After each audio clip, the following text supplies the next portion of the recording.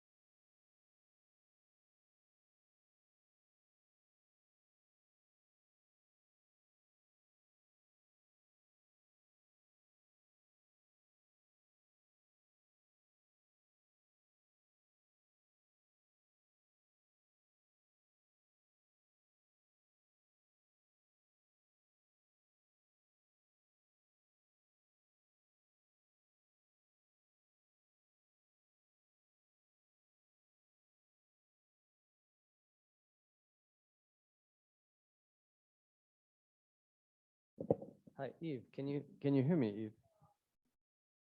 Eve, can you hear me? Hi. Hi, Hi, good Seth. morning. Hi, Seth.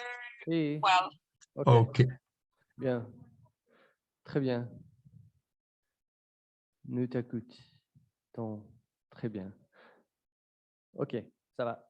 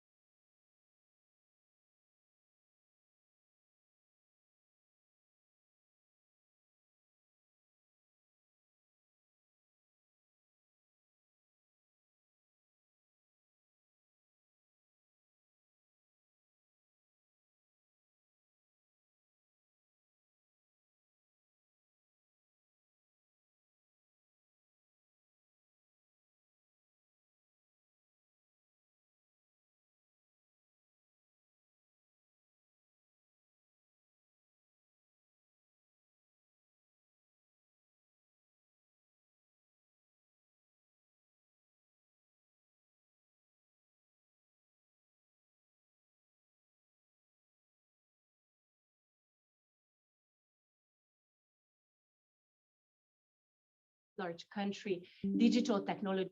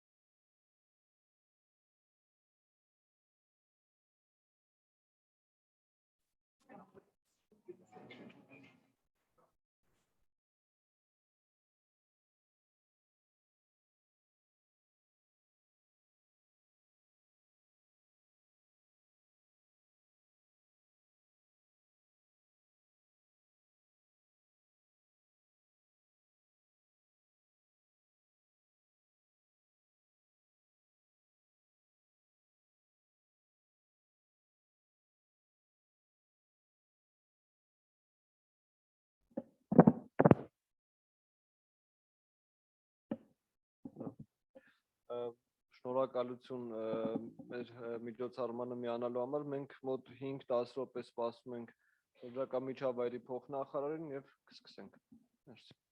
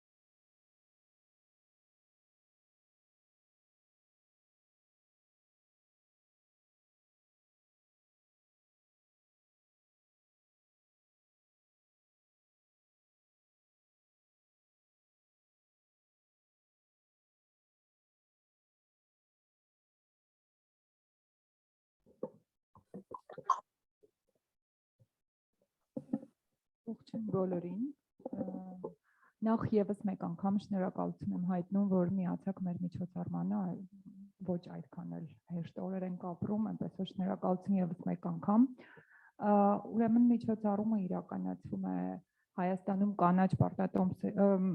կանաչ ֆինանսավորման գործիքների ընդլայնման ծրագրի շրջանակներում։ Ծրագիրը իրականացվում է շրջակա միջավայրի նախարարության կողմից, ֆինանսավորվում է կանաչ կլիմայի հիմնադրամի կողմից եւ կառավարվում է Arm Swiss բանկի կողմից։ Տվյալ հանդիպումը նվիրված է ծրագրի նախագծերից մեկին Հայաստանում կանաչ պարտատոմսերի թողարկման մոդելային շրջանակի կառուցվածքի եւ բովանդակության մշակման ներնվիրված նախագիծը։ Նախագծի արդյունքները կներկայացնենք ընթացքում, մեր էքսպերտները կներկայացնեն ընթացքում։ Նախագիծ իրականացվում էր ECO-DAI միջազգային խորհրդատվական ընկերությունների կողմից եւ Advice Consulting տեղական խորհրդատվական ընկերության կողմից, որի ներկայացուցիչը ես եմ Լիլիթ Ղարայանս։ Ուզում եմ բացման խոսքը տամ շրջակա միջավայրի փոխնախարար Տիկին Գայանե Գաբրիելյանին։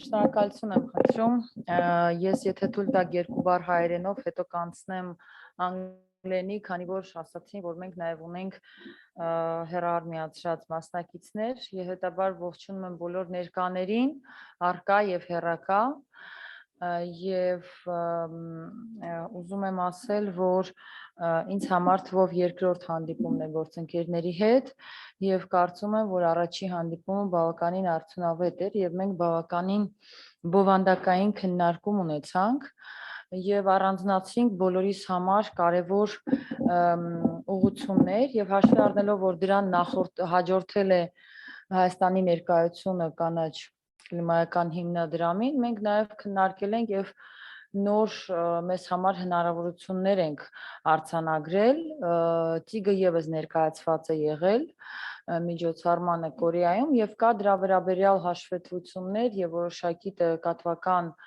իրազեկման հնարավորություններ, որը ցանկալի է, որ մասնակիցները տեղեկանան, որտեղ մենք թեւակողում ենք մի փուլ, որտեղ համատեղ պետք է կարողանանք իրականացնել Հայաստանի համար նոր գործիքի ստեղծման հնարավորություն եւ դա հատկապես շատ կարեւոր է պետական կառավարման մարմինների եւ մասնավորների երկխոսության կայացման համար եւ դա եւս մի քայլ է ցույց տալու հանրությանը, որովհետեւ կարծում եմ, որ կա նման կարծիք, որ բանկային համակարգը ոչ պետական, ոչ մասնավոր հատված է, կարծես որոշակի առումով միջանկյալ օղակ է եւ այստեղ այս գործիքի եւ այս համագործակցությունը հնարավորություն է տալիս նաեւ հանրությանը ցույց տալ, որ պետությունը այնուամենայնիվ ունի իր ես չեմ սխալվի երևի եթե ասեմ, չեմ ուզում ասեմ ազդեցություն, որ բանկային համակարգի հետ մասով չունենա մտավախություն, բայց այնուամենայնիվ պետությունը տեր է այն ֆինանսական ինստիտուտներին, որոնք որ անմիջապես առնչվում են մասնավորի հետ, որտեղ հանրությունը եւ մենք հաշվետու ենք հանրությանը, ակնկալում է պետությունից այդ սեփականատիրոջ գործողությունները եւ ես կարծում եմ սա շատ լավ ֆորմատ է այդ երկխոսությունը կայացնելու։ Եվ եթե թույլ տաք, ես որոշակի նաեւ մեր գործընկերների համար անցնեմ անգլերենի ձեր ընտրած միջոցն է, ես սիրով կշարունակեի հայերենով. So dear colleagues also who are together with us, it's an honor and pleasure for me to be here. So, and on behalf of Minister of Environment of Republic of Armenia, I would like to welcome again in English all participants and to express my gratitude for accepting the invitation and also to invite me to take part in this workshop. So despite the overwhelming challenges that you have already mentioned, this is about COVID-19 and about war 2020 Nagorno-Karabakh, the government of Armenia is still determined in implementing its climate and environmental agenda. And this is very important to understand that it is not easy. Because when we are talking about international community that are all now in front of the action between Ukraine and Russia, we still understand that environment will never wait. So we were in the same situation during COVID-19 because the war started just in the middle of that. So the government of Armenia was strong enough to be in war in two parts, because COVID-19 is about healthcare and society, and the war is about our lives. So this is very important to understand that environment agenda is still important and will never stop, because nature will never wait for us. Within the content of green recovery, the green financing provides with a great opportunity of having a greener future, starting up new businesses and creating jobs. This is also an interesting point, because we are talking about that green agenda is now in triangle of finance economy, because it never used to be in the past that environment was also across the table with Ministry of Finance and Ministry of Economy. And now Life and Green Agenda force these two biggest agencies to get in triangle. And this is already in all over the world. This is not about Armenia, this is all over the world. So Green Agenda is now in the focus and in the center of all cross-sectoral. This is about health, this is about finance, this is about economy, this is about infrastructure, for sure, this is about procurement, this is about investment and all other cross-sectoral agenda. And this project is a great example of successful public-private partnership between Ministry of Environment and Armed Swiss Bank. As you may know, the Readiness Project is funded by the Green Climate Fund and coordinated by the ministry. Taking into account the importance of the introduction of circular economy elements and the involvement in a national economy of Armenia, it's essential to establish an integrated policy framework for the transition to the green economy through. There is several points that I will mention, but this is also very interesting that we are sharing the green economy and circular economy with Ministry of Economy, and now we are developing the green economy strategy. And the one point of this is to understand that Ministry of Environment also looking forward some possibility and some support from colleagues to start to implement the law of environmental law. So this is very interesting because we are talking about green bonds, we are talking about taxonomy, we are talking about green tools that can implement the green financing agenda in real. So there is several the reforms of policy instruments, adoption of new analytical tools, improved access to environmental finance, and we are talking about this, the support of capacity development and the implementation of pilot projects in the public and private sectors. So I don't want to take more time from you because I want the workshop started. I think I was too long. Again, this is very important workshop for Ministry of Environment and for Government of Armenia.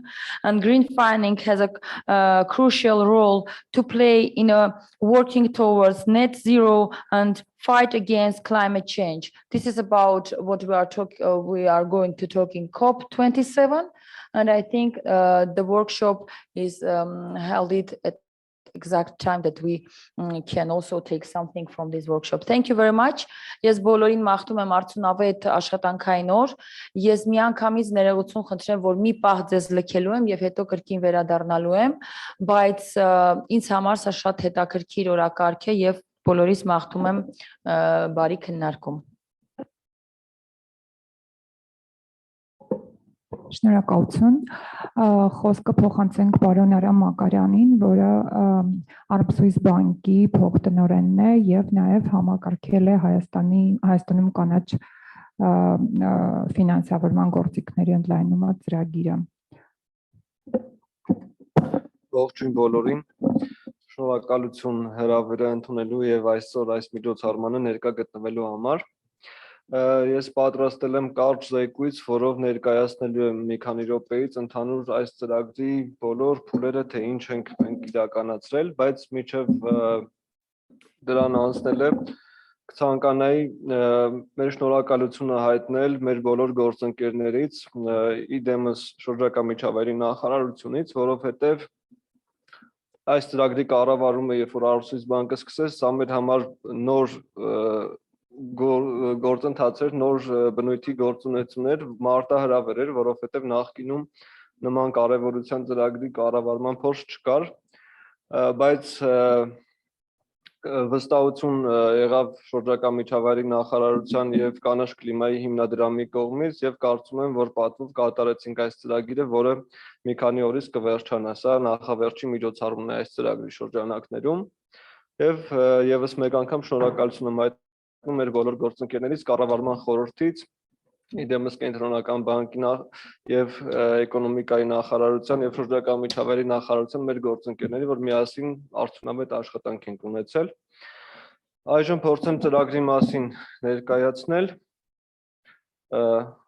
ընդհանուր տեղեկություններով կանաչ կլիմայի հիմնադրամի ներողություն եմ խնդրում Կանաչ կլիմայի հիմնադրամի մասին, որովհետև կարծում եմ, որ բոլոր ներկաները տեղեկացված կլինեն, զարգացած երկրների կողմից կլիմայական փոփոխությունների զսպման նպատակով ստեղծված հիմնադրամ է, որին անդամակցում են 197 երկրներ եւ հանդիսանում են ՄԱԿ-ի կլիմայական փոփոխությունների կոնվենցիայի մասնակից։ Հիմնադրամի հիմնական նպատակը կայանում է նրանում, որ զարգացած երկրները միջոցներ են տրամադրում հիմնադրամին, որպեսզի տարատեսակ միջոցառումներ իրականացվեն եւ այդ միջոցառումների շրջանակներում զարգացող երկրներում զսպվեն եւ ընդհանրապես աշխարհում զսպվեն կլիմայական փոփոխությունները adaptation եւ adaptation եւ mitigation, այսպես է խոսում, այսինքն հարմարվողականություն եւ զսպման միջոցառումների միջոցով հիմնադրամը տարբեր տեսակի գործիքակազմ է ներդրել, դրանց շրջանակներում դրամաշնորհներ, վարկեր, կապիտալ եւ ներդրումներ եւ երաշխիքներ։ Ու մեր այսօրվա ծրագիրը դրամաշնորհային ծրագրի օրինակ է, որի հիմնական նպատակը պատրաստվածությունն է, այսինքն կարողությունների բարձրացումը երկրում։ Վերջին տվյալներով ընդհանուր ֆոնդի միջոցները կազմում էին 10 միլիարդ դրամի չափ։ Ներկայացնենք, թե հիմնադրամի կողմից Հայաստանում ինչ ծրագրեր են իրականացում, նախ նշեմ, որ ազգային հավատարմագրված մարմինների միջոցով են իրենք տարբեր երկրներում միջոցառումները իրականացնում եւ Հայաստանում ազգային հավատարմագրված մարմինը շրջակա միջավայրի նախարարության ծրագրերի իրականացման գործակալությունն է, բնապահպանական ծրագրերի իրականացման գործակալությունը, որի տնօրենը պարոն Եսայանն այսօր ներկա է մեզ հետ։ Հասանելիությունը։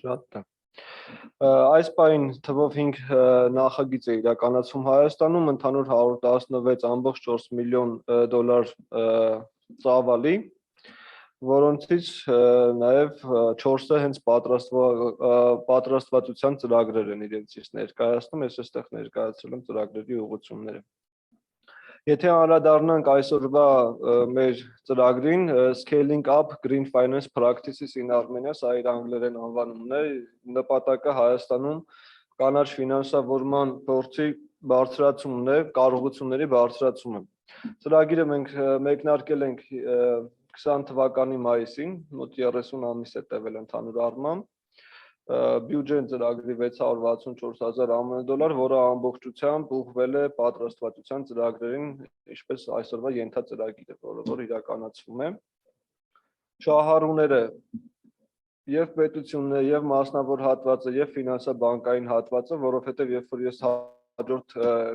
զեկույցի հաջորդ մասում ներկայացնեմ ինչեր են կատարվել, կտեսնեք, որ բոլորի համար բավականին դրական գործընթացներ են իրականացվել, որ հետագայում կարծում ենք արդյունք պետք է տան։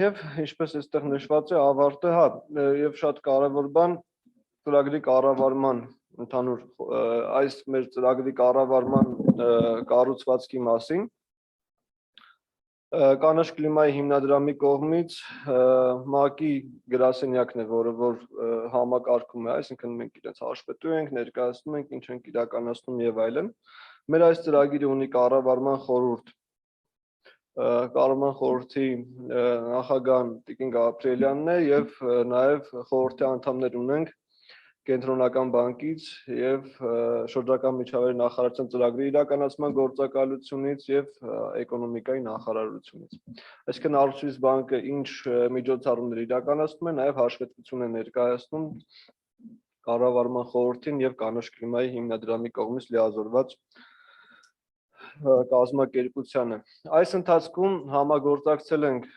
տարբեր ընկերությունների հետ, միջազգային նաև Global Fields ընկերությունը բրիտանական ընկերություն է, DDA Consulting, Eco ընկերության ներկայացուցիչը այստեղ է, Sustainalytics ընկերության հետ ֆրանսիական զարգացման գործակալության, այսինքն հնարավորինս փորձել ենք ներգրավել ոլորտից քաջատեղյակ միջազգային էքսպերտների եւ նաև պետք է նշեմ, որ ինչպես օրինակ այսօր advice կազմակերպության հետ, նաև տեղական փորձագետների հետ համատեղ փորձել ենք արդյունքներ ապահովել։ Ժամանակացույցն է սա ծրագրի, միգուցե շատ լավ չի երևում այստեղից, բայց ներկայացնեմ, ընդհանուր 8 ենթափուլ է եղել ծրագրում։ Սկսվել է դա քարտեզագրումից, այսինքն առաջին հերթին մենք ուսումնասիրել ենք, թե Հայաստանում այս պահին կանաչ ֆինանսավորման ոլորտը ինչ վիճակում է գտնվում, հարցումներ են իրականացվել եւ բանկերում եւ մասնավոր հատվածում։ Բանկերում հարցումների նպատակը տեսնել, թե ինչքանով է ոլորտը իրենց համար հետաքրքիր, ինչ գործիքակազմ ունեն այս կանաչ ֆինանսավորման համար, որ առաջարկում են հաճախորդներին եւ ինչքանով է շահագրգռված հետագայում դա զարգացնելու, այդ ոնց որ արդյունքներն են ամփոփել, իսկ մասնավոր հատվածում հիմնականում հարցումներ են կատարվել հասկանալու մարդիկ արդյոք տեղյակ են ֆինանսավորման հնարավորությունների մասին, ինչքանով են շահագրգռված, որն է իրենց դրդիչ ուժը եւ այլն։ Երկրորդ միջոցառման ընթացքում մենք ուսումնասիրել ենք միջազգային լավագույն փորձը, թե աշխարհում կանաչ ֆինանսավորման համար ինչ փորձ է կիրառվում, ինչ գործիքակազմ, ինչն է դրդիչ ուժը եւ այլն։ Հիմնականում եվրոպական երկրների փորձն է ուսումնասիրվել։ Երրորդ եւ չորրորդ փուլերում PwC-ի Երևանյան եւ շվեյցարական գրասենյակի հետ համատեղ ուսումնասիրել ենք օրենսդրական դաշտը, այսինքն ինչ խթանիչ օրենքներ կան, որ կանաչ ֆինանսավորման համար բարենպաստ պայմաններ են ստեղծում եւ հակառակը, ինչ խոչընդոտներ կան, արդյունքում զեկույց է կազմել եւ ներկայացվել է շահառուներին։ Կարողությունների զարգացումը կրկին իրականացրել ենք advice ընկերության հետ միասին եւ ֆինանսաբանկային համակարգի ներկայացուցիչների համար մշակվել է բնապահպանական եւ սոցիալական ռիսկերի զսպման ընդհանուր մեթոդաբանական ուղեցույց, որը կիրառելի է, այսինքն որը ունիվերսալ է, կիրառելի է բոլորի կողմից։ Եվ 6-րդ փուլում արդեն պրակտիկ կիրառման օրինակներով դասընթացներ են իրականացվել, 9 օրանոց դասընթացներ են իրականացվել։ Հաջորդ փուլը դա այսօրվա մեր միջոցառումն է, որտեղ մենք կանաչ պարտատոմսերի թողարկման, քանի որ ուսումնասիրությունները ցույց տվեցին, որ կանաչ պարտատոմսերի թողարկման գործիքակազմը Հայաստանում այդ զարգանալու պոտենցիալ ունի, այսպես ասենք, բայց աշխարհում շատ ակտիվ կիրառվում է այդ գործիքը որպես fundraising-ի միջոց եւ ուսումնասիրություններ իրականացվեց, որը այսօր կներկայացվի մեր գործընկերների կողմից եւ վերջին փուլը դա Իմիջայլոց բոլոր ներկաներին հրավեր կուղարկենք հոկտեմբերի 19-ին վերջին ամփոփիչ սեմինար քննարկումն է լինելու այս ծրագրի, որը վերաբերվում է զարգացման roadmap-ին, ճանապարհային քարտեզին, այսինքն այս ամբողջ միջոցառումները ամփոփում ենք եւ առաջարկներ, թե ոնց շարունակենք, ուր գնանք, որ մեր նպատակին հասնենք, այսինքն զարգացնենք այս ուղղությունը Հայաստանում։ Ընդհանուր առմամբ այդքանն է, շնորհակալություն։ Եթե հարցեր ունեք Իմիջայլոց ֆորմատը այնպեսին է, որ կարող եք ակտիվ ներգրավել, հարցեր տալ, մասնակցել, բոլորդ ունեք միկրոֆոններ, կան հարցեր այս պահի դրությամբ։ Հա, Նախ շնորհակալ ներկանամ Արսեն Նազարյան, Միջազգային ֆինանսական կորպորացիա, շատ շնորհակալություն միջոցառման համար, ծրագիրը ներկայացնելու համար, իրոք շատ հետաքրքիր թեմա է։ Մի հարց կապված զեկույցների հետ։ Զեկույցների որ մասն է հրապարակային։ Ձեզ շնորհակալություն, որ այսօր միացել եք մեր միջոցառմանը, զեկույցները բոլորը հրապարակային են լինելու, ես չնշեցի, վեբ կայքա այս պայն արդեն ծրագրավորված կա, բայց ինքը ամբողջական չի, քանի որ մեր միջոցառումները դեռ շարունակվում են եւ կարծում ենք հիմա որ միջոցառումները հոկտեմբերի 19-ին ավարտվեն, մոտ 1 ամսվա ընթացքում կայքը ամբողջությամբ պատրաստ կլինի եւ մենք հատուկ այդ կայքին նվիրված եւս մեկ միջոցառում կամ իրազեկում իրականացնենք, բոլոր զեկույցները, դասընթացները տեսաձայնագրված եւ այլն ամեն ինչը հասանելի է լինի։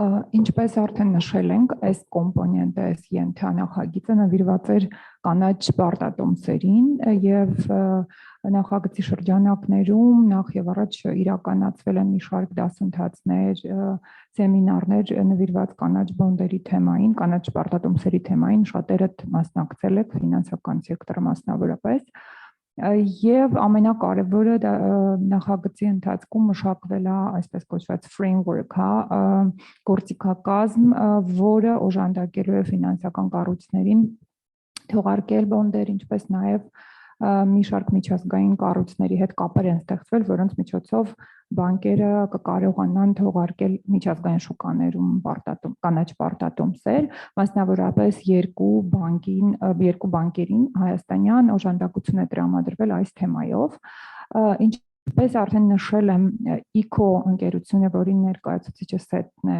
Սեթ Վանդաուն է այստեղ է, մենք նաև on-line ունենք IVE մեր էքսպերտներից, որին հանդիպել եք որոշներդ եկել էր Հայաստան դայի ընկերությունն է ներկայացնում միջազգային խորհրդատվական, ինչպես նաև տեղական advice consulting-ը, որը մենք ենք ներկայացնում, մասնակցել են այս նախագծին, արդյունքները Սեթը կներկայացնի հիմա ու եթե հարցեր ունենաք, էլի կարող են քննարկում ծավալել կոնկրետ կանաչ պարտատոմսերի վերաբերյալ արդյունքները, վստահ եմ անգլերենի հետ խնդիր չկա, Սեթը բնականաբար անգլերեն է ներկայացնելու։ Սեթ, yeah, you're welcome. You can start.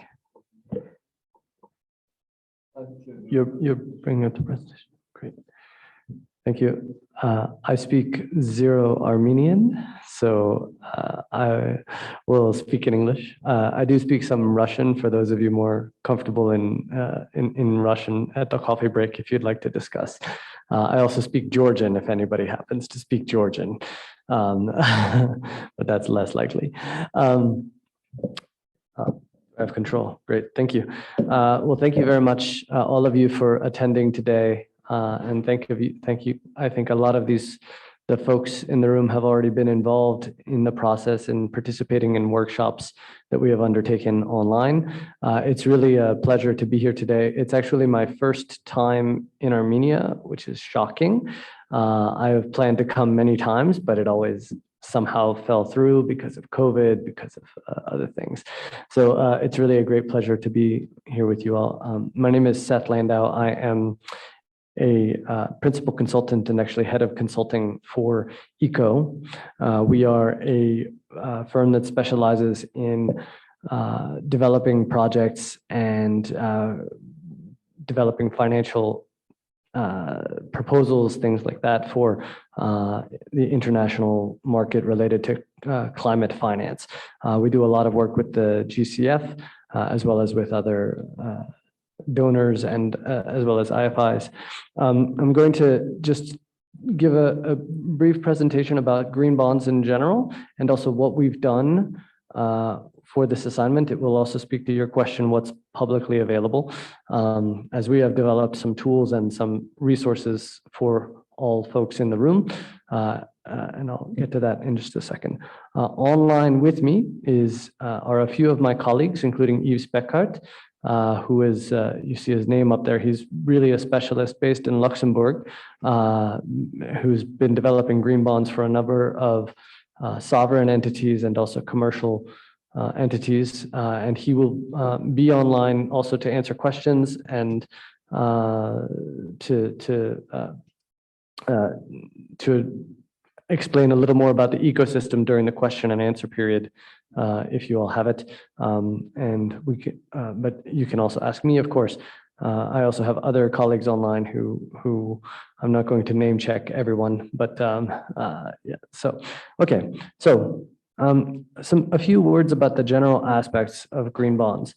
So first of all, as we know, in Armenia, there is a huge both potential and need to address climate change.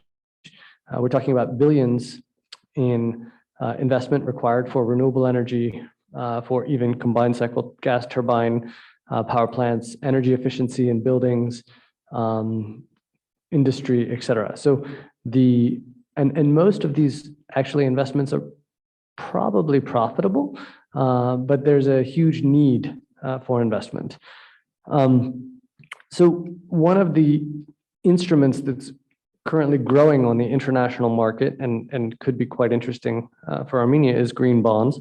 There are a lot of huge advantages to green bonds. First of all, it's a flexible instrument. So instead of, for example, you have one deal that you sign with, let's say, one power plant, you can actually have a number of smaller transactions which qualify under the green bond, and that can be, as long as they meet the requirements, you can use the proceeds for any number of investments as long as they're in line with the standards.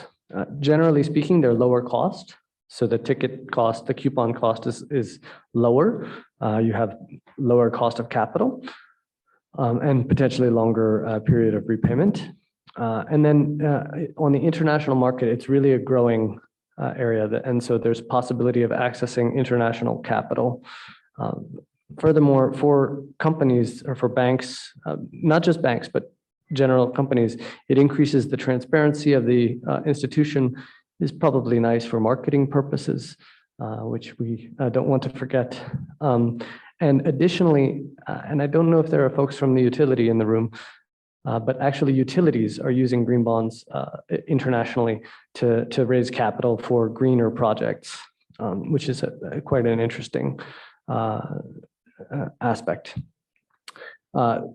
As I mentioned just now, green bonds can be issued by any number of different organizations, including financial institutions, also non-financial institutions. Larger companies are issuing them. And the idea is not just to issue a green bond for one project, although I guess that's possible, but it's actually the idea is to have a type of project or a portfolio of a number of projects that meet certain standards and that will be reported upon so that you can raise money and then actually invest using that money. So local governments, national governments, utilities, financial institutions, even equipment manufacturers, they're all issuing green bonds in the international space. As I have mentioned already a number of times, there is strong movement. There is a big trend towards increasing number of green bonds and sustainability bonds, which are a little different. I'm not going to go into too much detail here, as we've done it in previous presentations, of the types of, let's call them sustainable bonds. But there is a huge amount of momentum on the international market in moving towards these types of issuances of bonds. It's doubling basically every year, and often there is oversubscription for the actual bond issuances.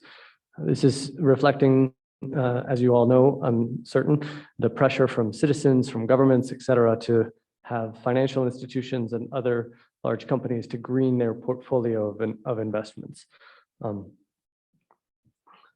So just to give you an indication, I believe this was last year, or no, this is the total volume, sorry. So for green bonds, it's almost $2 trillion. So green bonds, these are the different types of bonds. So there are bonds that are for green investments, things that are good for the environment, let's say. Then there is a social bond, which is good for kind of social mobility and that sort of thing. And then you have a sustainability bond, which is defined in a different way, perhaps including both the environmental aspects as well as the social aspects. There's a few different definitions. I'm not going to go deeply into them, but as you can see, I mean, the total is a $3 trillion market at the moment across the world. So it's growing every year. I mentioned the pricing differentiation. You'll see here in the graph on the left-hand side, the blue line here is the typical pricing, I think the average pricing over a number of different bond issuances. And then within that portfolio, you have the green, the pricing for the green bond. So as you can see, you have basically a discount, a reduced interest rate on the bonds for green bonds. Now, it doesn't look like much, but if you're issuing a bond for $50 million or even $20 million, then 0.5% reduction it means quite a bit, or it could be even more of a reduction as well. And perhaps my colleagues from the IFIs can talk a little bit more about that, and Eve as well. So a few words on green bond standards, and we've gone into this in quite some detail in other workshops. So, and we can share those presentations with everybody. But there are a few different green bond standards. There's not one overarching standard that is common, that is always used. So an issuer can decide which green bond standard is appropriate for them.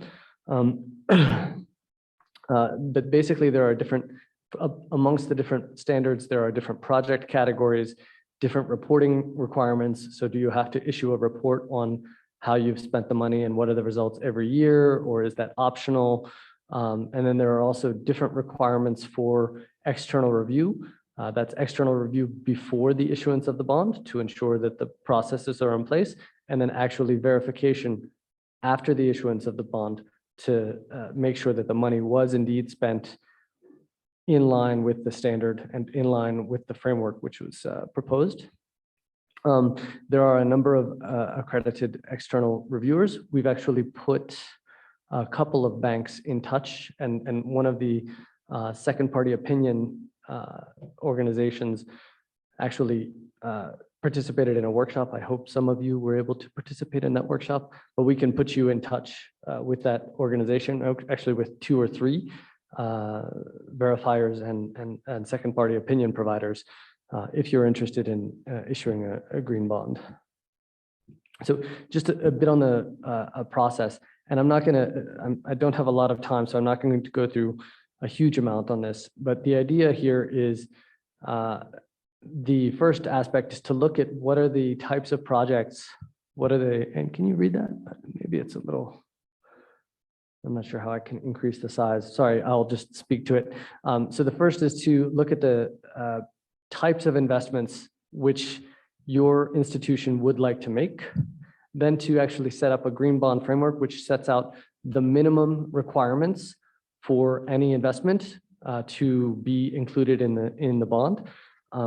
There is a lot, this is a big question because especially right now, there is a movement at the EU level to create an EU standard for bonds in line with the EU taxonomy. It is not yet defined, but there are other existing standards which are probably a little bit less, let's call it strict, but less demanding, let's say, than the EU standard will be, I think, based on my interaction with the Commission on their taxonomy. And then, so once you have the framework, then you can go through an external review process, including a second party opinion, which then says, okay, is your framework compliant with the green bond standard you're going to? This can be quite quick and relatively inexpensive. I think we were talking about 15 to 20,000 for this process and about a month to undertake it. And then after that, then there is a whole, just like any bond process, you have to have a prospectus, terms and conditions, pricing agreement, set it up with an arranging bank, et cetera, and then carry out the marketing roadshow and actually issuing of the bond. And then one of the aspects on green bonds is there needs to be reporting. Well, under most standards, there needs to be some reporting of the actual use of proceeds and the actual impacts achieved. That's so, and that will go on until basically the bond is no longer until it's been paid back. A few words on some key stakeholders. So there's an entire ecosystem involved here. It's not dramatically different from normal bond issuance, except that there are these second party opinion providers or external auditors to make sure that the bonds are actually using the proceeds in the way that is expected. And then additionally, there might be some green bond advisory, and actually Eve's company provides this, and DAI provide this this service for folks in terms of green bond advisory. Now, that's about green bonds in general. Now I'm going to actually talk about what we did with this assignment. So this was a 4-month assignment to assist Armenian banks and potentially non-bank financial institutions. We had a process where financial institutions could apply for in-depth advisory service on developing their frameworks and processes for green bonds. And we also, because of a variety of reasons, we decided to make, we created a number of tools for project screening and then also for project evaluation or investment evaluation that are now available for everybody. If you're interested, if you don't already have it, maybe you've already been to the previous workshops, so you have what we've created. If not, happy to share it. Now, this was, as I said, only a 4-month assignment, relatively small. So we did not provide the second phase, which is the actual structuring and bringing the bonds to market. So the, all of the legal aspects which must be covered in a bond issuance and things like that. I would mention though that our consortium we have the capacity to do that if folks are interested. So we've conducted workshops, as you all might already be aware, and as I've already mentioned, we had a couple of applications. One application, we did some in-depth advisory service, including drafting and finalizing the green bond framework. I understand that next year they might be moving forward on the process. We also have connected second party opinion providers with a number of financial institutions and drafted a terms of reference, which any financial institution can use in approaching a second party opinion provider. And yeah, most of these materials, with the exception of the Green Bond Framework, are available to folks that would be interested. And this all took place basically from April to July. I think I'm running low on time, so I'm not going to go too much in depth on this, but I will mention that we developed an eligibility screening toolkit, as well as a simplified greenhouse gas emissions calculator. This is in line with what's called the ICMA standard. I think this presentation will be shared with everybody, right? So no need to take a picture. This is in line with what's called the ICMA standard, International Capital Markets Association, sorry, which is a fairly common standard, and I think EBRD actually has it as their minimum requirement for their green bonds that they'll speak to a little later. And so we have this eligibility tool that folks can use to get a sense of what are the types of projects that could be included. It looks like someone wants to be admitted. My colleague from the, I don't think I have the, yeah, okay, great. And then, as I said, we can also put folks in touch with second party opinion providers, and happy to have some small amount of ad hoc advisory going forward. Just a little bit on the project screening tool, as I think that might be of interest for folks. As I said, it is based on the ICMA standard. It has a greenhouse gas calculator for various types of investments, including energy efficiency in buildings, renewable energy. It could be used for and reused for reporting on allocation of green bond investments. I'm just going to go through. I'm just going to basically skip over this because I know I'm already running over time. But the tool is available for everybody's use. It kind of looks like this, where you have a number of potential sectors, and you can click on the sector, and then you have a number of screening questions to make sure so that your investment will be in line with the standard.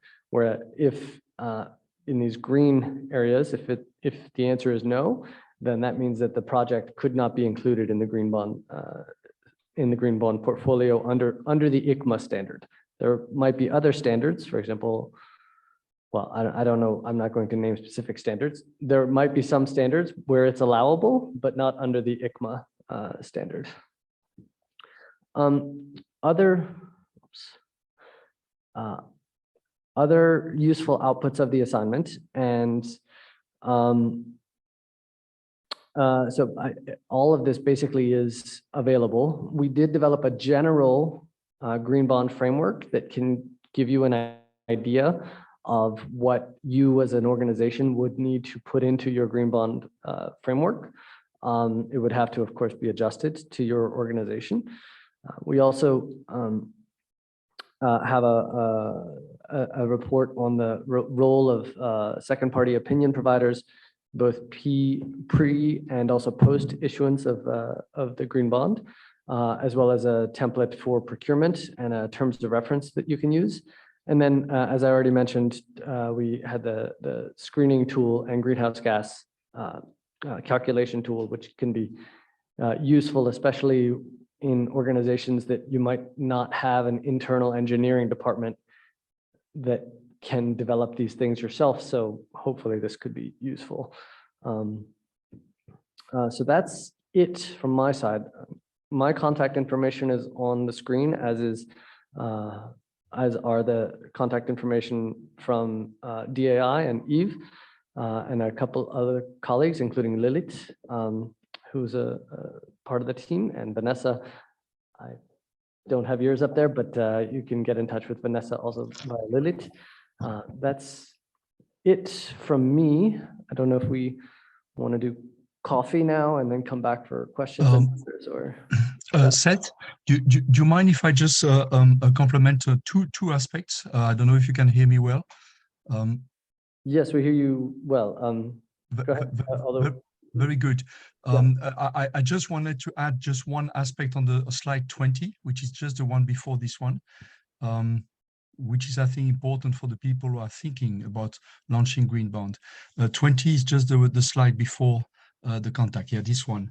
I just wanted to mention maybe to the audience, and especially the banks or the operators who would like to launch actually, green bond, that is very important to do also like a work on your ESG governance, meaning environment and social governance of the many of the enterprise probably, and the banks are new to that, but it's important actually that they set out actually a policy of ESG, for the bank or for the operators, and also ways to appraise that, monitor and report.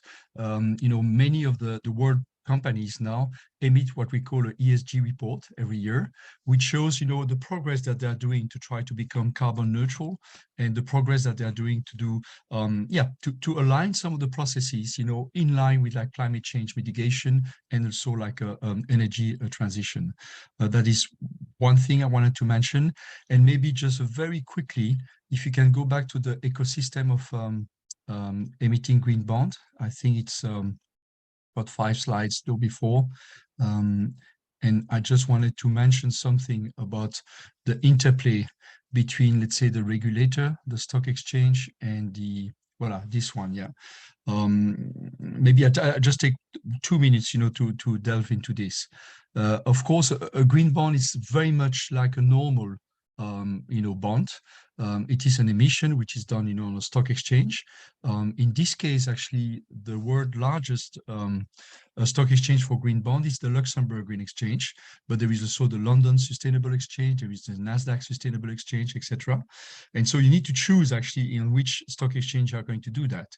And very often, and being in Luxembourg, I know that the Luxembourg Green Exchange works very often in tandem with the local stock exchange. So this could be done also in dual listing, possibly, to grab investors on the Armenian stock exchange, and also to grab institutional or international investors in the Luxembourg Green Exchange. Another very important aspect of this is to have a good, solid law firm, meaning that you need to have a legal counsel, of course, to structure the prospectus or the legal documentation of your green bond or sustainable bond, which is 150 page documents, which captures all the technical aspects, terms and conditions, and also the pricing supplement basically of that green bond, so that you have a document that you can offer to the institutional investors, which are above. Some of them could be actually DFIs themselves. They could subscribe to your issuance, but also there is a huge pool basically of institutional investors, asset management, big companies like BlackRock or Amundi, who needs to dedicate 15 or 20% of their assets now on green assets. So this means that usually today green bonds or sustainable are oversubscribed about 3 times when you do like a release, and it's like reasonably well structured.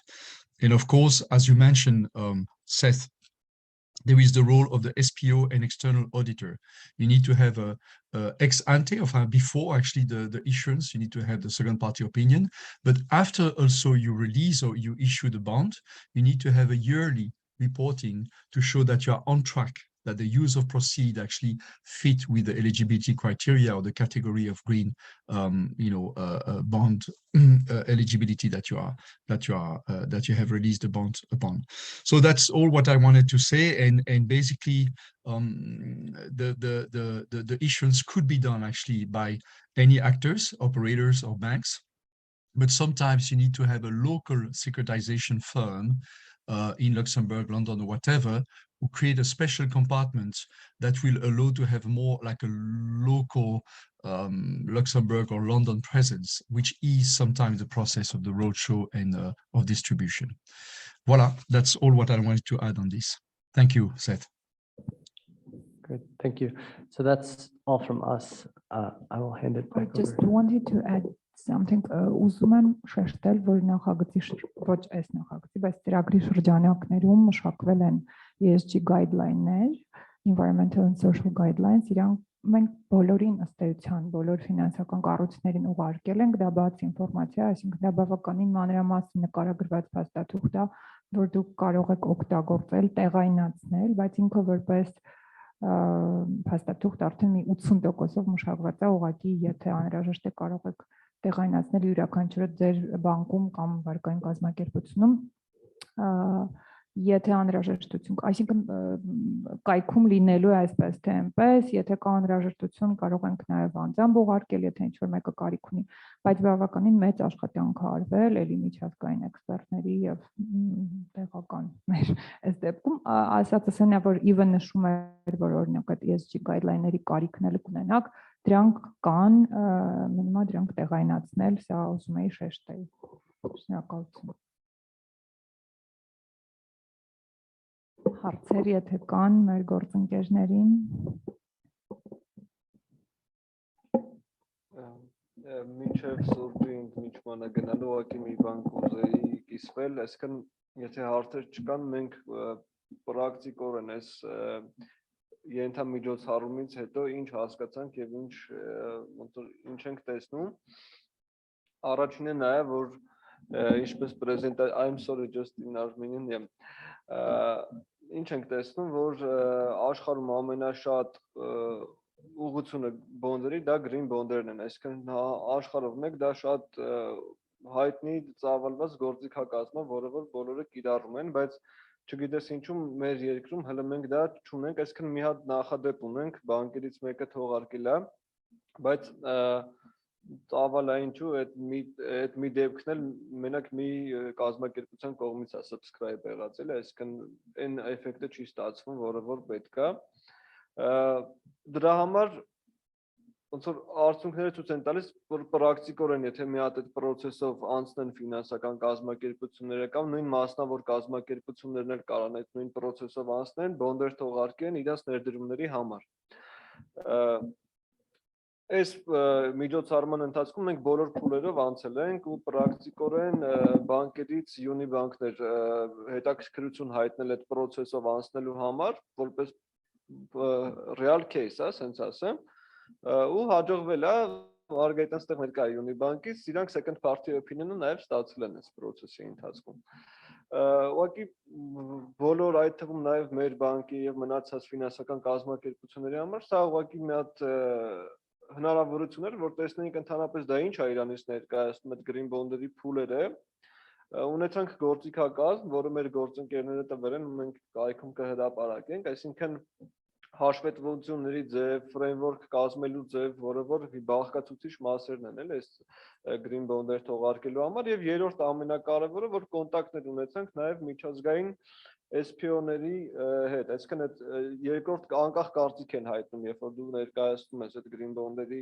քո տեսլականը ինչ ես ուզում թող framework-ը, այդ process-ով նույնպես անցել ենք եւ ծանոթ ենք, այսինքն պրակտիկ արդյունք ենք ապահովել այս մասով, ու ինձ թվում է, որ եթե այս ճյուղը զարգանա, կարելի է ասել, որ այս ծրագրի նպատակներից մեկին գոնե հասանք, որովհետեւ green bond-երի թողարկման տարբերությունը ստանդարտ fundraising-ից, որը օրինակ բանկերից շատերը ուղիղ միջազգային կառույցներից են, չէ՞, վերցնում EBRD, ADB եւ այլն։ Այս green bond-երի տարբերությունը կայանում է նրանում, որ դու անցնում ես process մեկ անգամ, թողարկում ես այդ բոնդերը, բայց կարաս տարբեր աղբյուրներից ունենաս գումարներ, որոնք որ subscribe-ը ոնց էր, բաժանորդագրվում են քո բոնդերին եւ դու տարբեր տեղերից կարող հնարավորություն ես ունենում միջոցներ ներգրավել։ Այս ոնց որ շատ կարճ մեր հասկացած է ներկայացրեցի, ինչ ենք տեսել այս process-ի ընթացքում։ Շնորհակալություն։ Իմիջիալոց մի բան էլ ավելացնեմ, հետո գնանք սուրճի, եթե հարցեր չունեք։ Այսօր AMX-ից բորսայից ներկայացուցիչներ չկան, պիտի որ գային դժբախտաբար չկան, բայց իրենց հետ էլ ենք համագործակցել, իրենք էլ ըստ էության հետաքրքրված են, նաև ինչ-որ ձևով պատրաստական են նաև զբաղվել, հա, առանձին հարթակ ստեղծել, եթե լինի, հա, մեր շուկայում կանաչ բանտեր թողարկելու հետաքրքրվածություն, բավարար մակարդակի ծավալի, այդ հնարավոր է նաև անել ոչ միայն միջազգային շուկաներում, բայց տեղում էլ, որովհետև երբ որ նայում ենք ակտիվների մասին, բանկերի մեծ մասը ըստ էության բավականին ակտիվ են, որոշները մի քիչ շատ, մի քիչ, բայց կանաչ վարկավորումը փաստ է տեղի ունենում, փորձը կա, միջազգային ֆինանսական կառույցները արդեն այդ փորձը ոչ միայն ֆինանսավորումը, այլ նաև փորձը ներդրել են ֆինանսական սեկտորում, ուրեմն ակտիվների մասով, ինչքան մենք ենք հասկանում, խնդիր չկա։ Հիմա հաջորդ քայլը, ինչպես Արան նշեց, արդեն դիվերսիֆիկացնել կանաչ ակտիվների ֆինանսավորումը, ու որ ասում են կանաչ, ինքը ըստ էության բոլորդ ովքեր ակտիվ եք այդ ոլորտում, գիտեք, որ սարսափելի բան չի, շատ բաներ կարող են կոչվել կանաչ։ Դա ոչ միայն վերականգնվող էներգիան է, էներգետիկան է, այլ նաև էներգոարդյունավետությունն է եւ այլն, այսինքն պրակտիկան կա, ուղղակի հիմա այստեղ խոսքը գնում է ավելի ֆինանսավորումը դիվերսիֆիկացնելու մասին։ Հարցեր, բայց հա, խնդրեմ։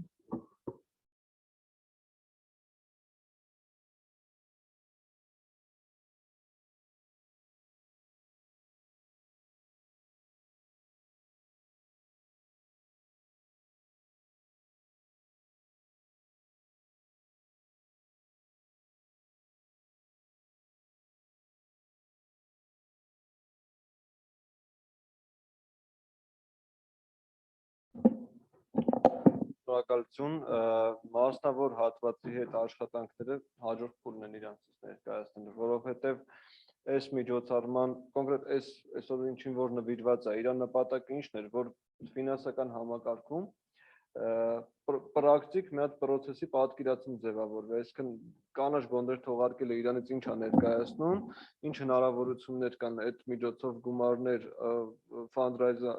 ներգրավելու համար, եւ դրանից հետո, երբ որ մենք այս փուլը հասկանանք ու բանկերը սկսեն դա կիրառել, ունենալ կանաչ պարտատոմսեր թողարկեն ու ուղղություններ, դրա արդյունքում մասնավոր հատվածը կշահի, որովհետև այդ գումարները, որ կանաչ պարտատոմսերը թողարկվեն, իրանք հստակ ուղղություններ ունեն։ Դուք այդ ֆրեյմվորքի մեջ նշում եք, որ ֆինանսավորելու եմ արևային կայանք, էներգոարդյունավետ շենք եւ այլն, դու ոնց որ այդ գումարները որ ներգրավեցիր, ավտոմատ պետք է տեղաբաշխես այդ ճյուղերին ֆինանսավորելու համար, բայց բացի դրանից կա նաև այլ ընտրանք, որ խոսքը մենակ բանկերի մասին չի գնում, կարող օրինակ մի կազմակերպություն, որը ունի պրոյեկտ, ուղիղ իր պրոյեկտի համար առանց բանկի միջնորդության ուզենա գումարներ ներգրավի, որպես փոխառություն, ինքը պետք է կանաչ պարտատոմսեր թողարկի, այդ մասով իրազեկվածություն չենք ապահովել իրականում, որովհետև հիմնականում շեշտը այդտեղ ֆինանսական սեկտորի վրա է դրված,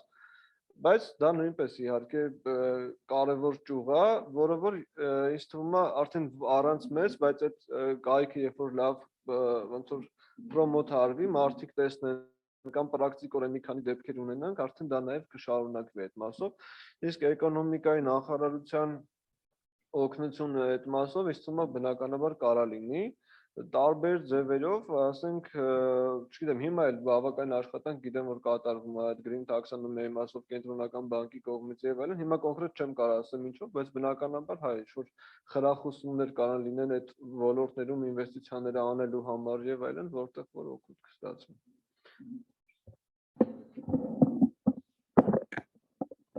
Շնորհակալություն, ես Արմեն Եսոյանն եմ, բնապահպանական ծրագրերի իրականացման գրասենյակի տնօրենի պաշտոնակատարը, Տիկին Գաբրելյանի տեղը զբաղեցրեց, ես այդ բոլորի տեսնում եմ, ես երկու կարևոր հանգամանք եմ ուզում այստեղ ձեզ ընդգծել եւ տեղեկացնել, նախ մեր գրասենյակը կանաչ կլիմայի հիմնադրամի ուղիղ հասանելիություն ունեցող որպես ազգային մարմին, այդ թվում նաև տարածաշրջանում հավատարմագրված եզակի կառույցներից մեկն է եւ մենք ունենք ուղիղ հասանելիություն մինչեւ 50 միլիոն ԱՄՆ դոլար ֆինանսավորում ստանալու տարբեր ծրագրերի համար Այստեղ կուզեմ նաև ուշադրություն հրավիրել, ինչպես պարոն Մակարյանը նշեց, կանաչ կլիմայի հիմնադրամից ոչ թե մեր գրասենյակի եւ ՇՄՆ-ի միջոցով այս պահին շուրջ 114 միլիոն ԱՄՆ դոլար ֆինանսավորում, այլ տարբեր հասանելիություն ունեցող կառույցների միջոցով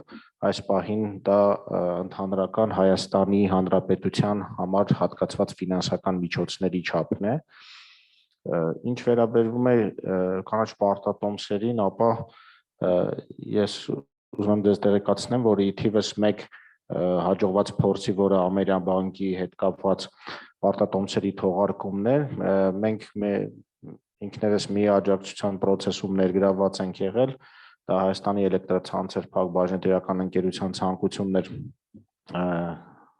20 միլիոն ԱՄՆ դոլարի չափով պարտատոմսերի թողարկումը, որտեղ մեր գրասենյակը որպես այսպես ասած շրջակա միջավայրի ոլորտում փորձառություն ունեցող բավական երկար ժամանակ փորձառություն ունեցող կառույց իրականացրել է SPO-ի, այսինքն երկրորդ կողմի կարծիքի տրամադրման աշխատանքը, ասեմ, որ այդ աշխատանքը մենք ներգրավել ենք մի քանի լրացուցիչ փորձագետների, նաև հետագայում դա իրենց սուբյեկտիվ որոշումներ էլ ցանցերի թողարկել չթողարկելու, սակայն իրենց այսպես ասած հայեցակարգը բավականին լավ ստացվել էր եւ մենք գնահատականը տվել ենք այնպես, որ թողարկման համար պատրաստի հայեցակարգ եւ ծրագիր ունեն իրենք։ Ես լիահույս եմ, որ իրենք այնուամենայնիվ կթողարկեն կամ որոշակի ծրագրային կամ ներդրումային փոփոխություններով կթողարկեն, ինչը որ ինստիտուցիոնալ ներդրումների տեսանկյունից շատ կարեւոր է, որպես մեր երկրում տնտեսության մեջ խոշոր չափաբաժին ունեցող առևտրային ընկերության։ Ինչ վերաբերվում է մենք մեր գրասենյակի հետաքրքրվածություն նաև լայն աշխատանք ենք կատարում համայնքային պարտատոմսերի թողարկման հետ կապված եւ մի քանի համայնքների հետ մենք հիմա ակտիվ աշխատանք ենք իրականացնում, որպեսզի իրենց համար շուրջ 10 միլիոն ԱՄՆ դոլարի չափով, օրինակ Դիլիջան խոշորացված համայնքի եւ մի քանի այլ համայնքների համար կանաչ պարտատոմսեր թողարկենք, ունենք որոշակի իրավական խնդիր, դա մեր ներքին ազգային օրենսդրության կարգավորումների խնդիրն է, կարծում եմ մենք դրա լուծումը կգտնենք, այսինքն մեր գրասենյակը երկու տարբեր ուղղություններով կարող է տնտեսության իրական հատվածին, ինչպես մեր էկոնոմիկայի նախարարության ներկայացուցիչը այդպիսի հարց բարձրացրել, օժանդակություն ցույց տանք, եթե որևէ կառույց կա, որը որ ունի իր հայեցակարգը, կանաչ պարտատոմսերի սկզբունքներին համապատասխան պատրաստված հայեցակարգ ունի, մենք պատրաստ ենք այն գնահատել որպես երկրորդ կողմի անկախ կարծիք։ Եվ որևէ մեկը եթե կա արդեն այլ անձ, որը կուզենա ունենալ կանաչ պարտատոմսերի սկզբունքներին համապատասխան ծրագիր եւ հայեցակարգ, նույնպես պատրաստ ենք աջակցելու, որպեսզի մասնավոր հատվածում կանաչ տնտեսության չափորոշիչներով գործունեությունը խթանենք, դա մեր երկրի, մեր նպատակների մեջ է եւ այս ծրագիրը նույնպես այդ նպատակն ունի, այս ծրագրի առաջնային նպատակը Swiss Bank ընկերությանը կանաչ կլիմայի հիմնադրամում այնուամենայնիվ հասնել հավատարմագրման եւ ուղիղ հասանելիություն ունենալու։ Սա մի փորձառություն էր առաջին հերթին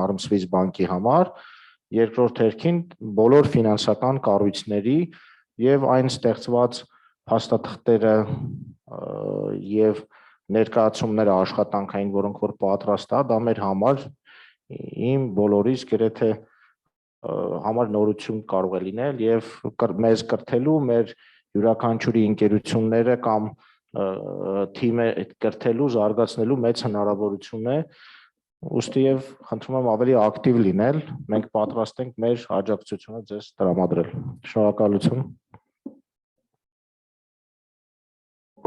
Հարցեր, առաջարկներ, կոմենտներ։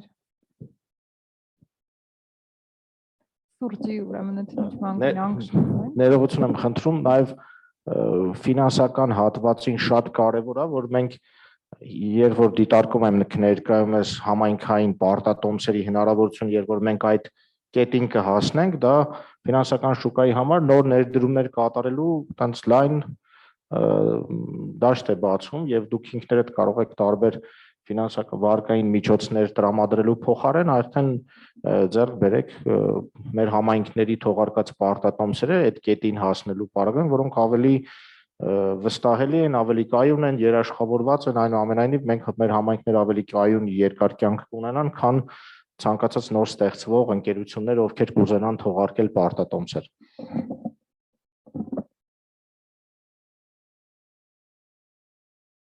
Դե, եթե հարցերս պահին չկան, գնանք սուրճի ընդմիջման, հետո ունենալու ենք մեր միջազգային գործընկերների կողմից պրեզենտացիաներ, ներկայացումներ, իսկ հետո ճաշի ընդմիջում։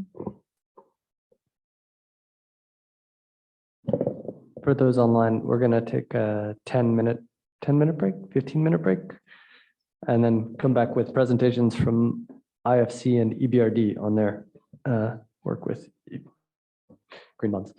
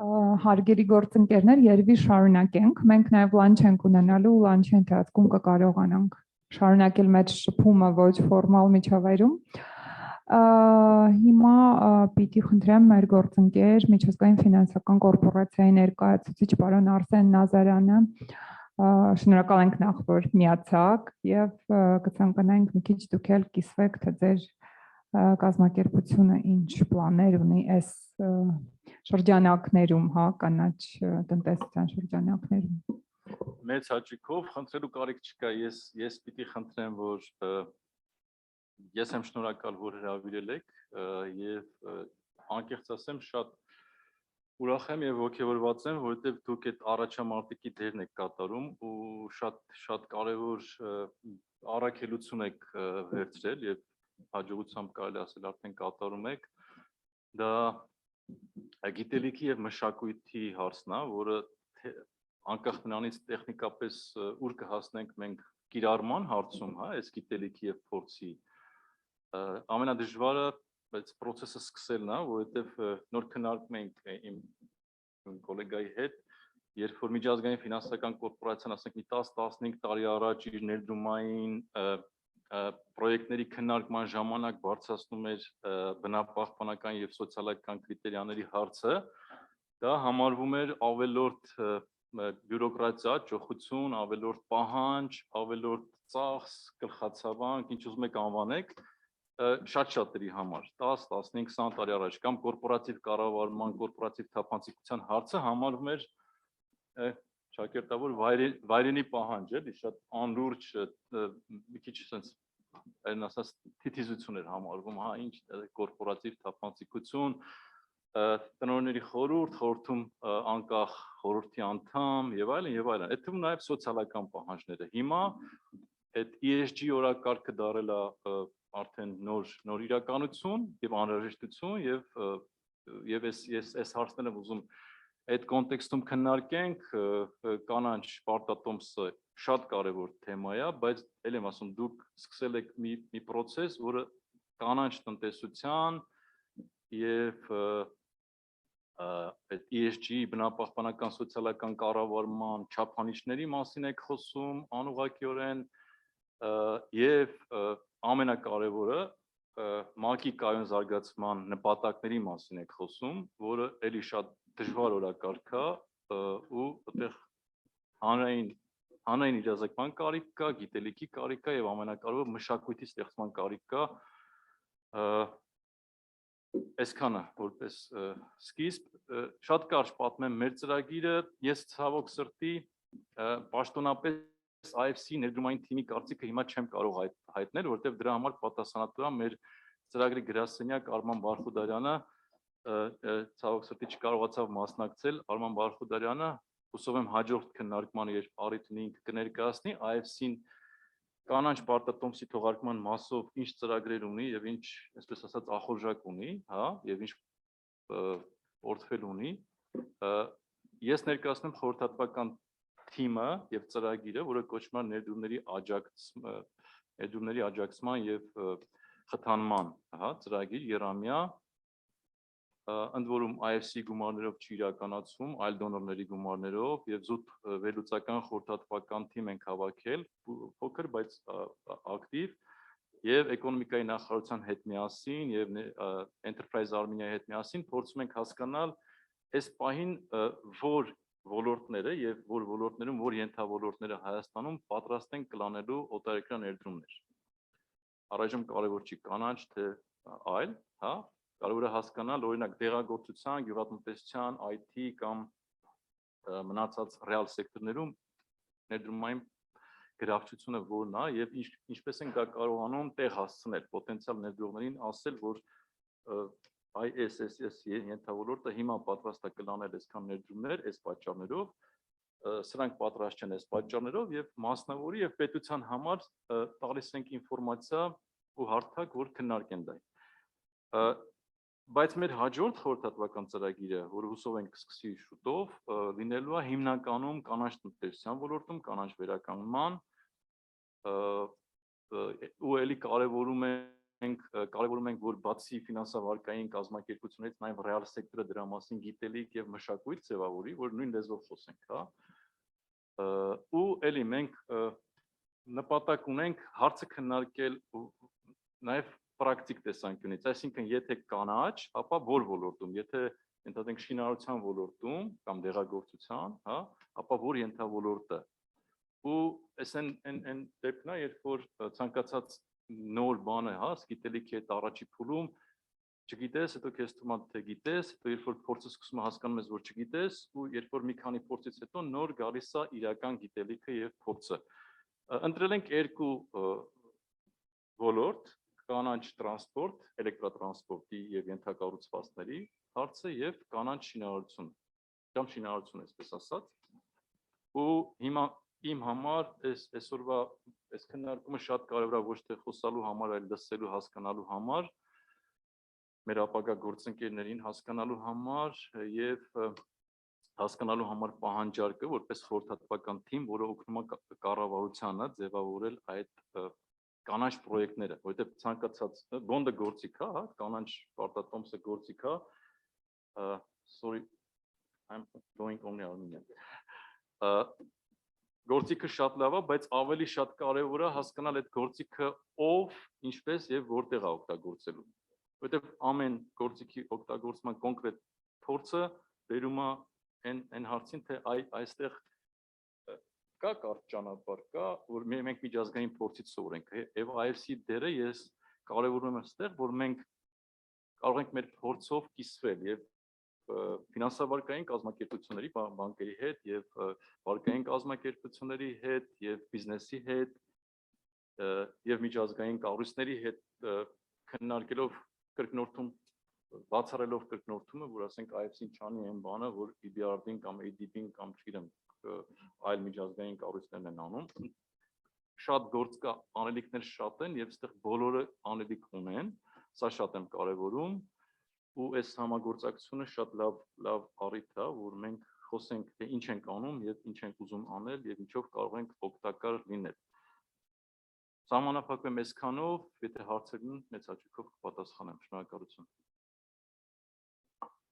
Շնորհակալություն, շատ հարցեր, առաջարկներ։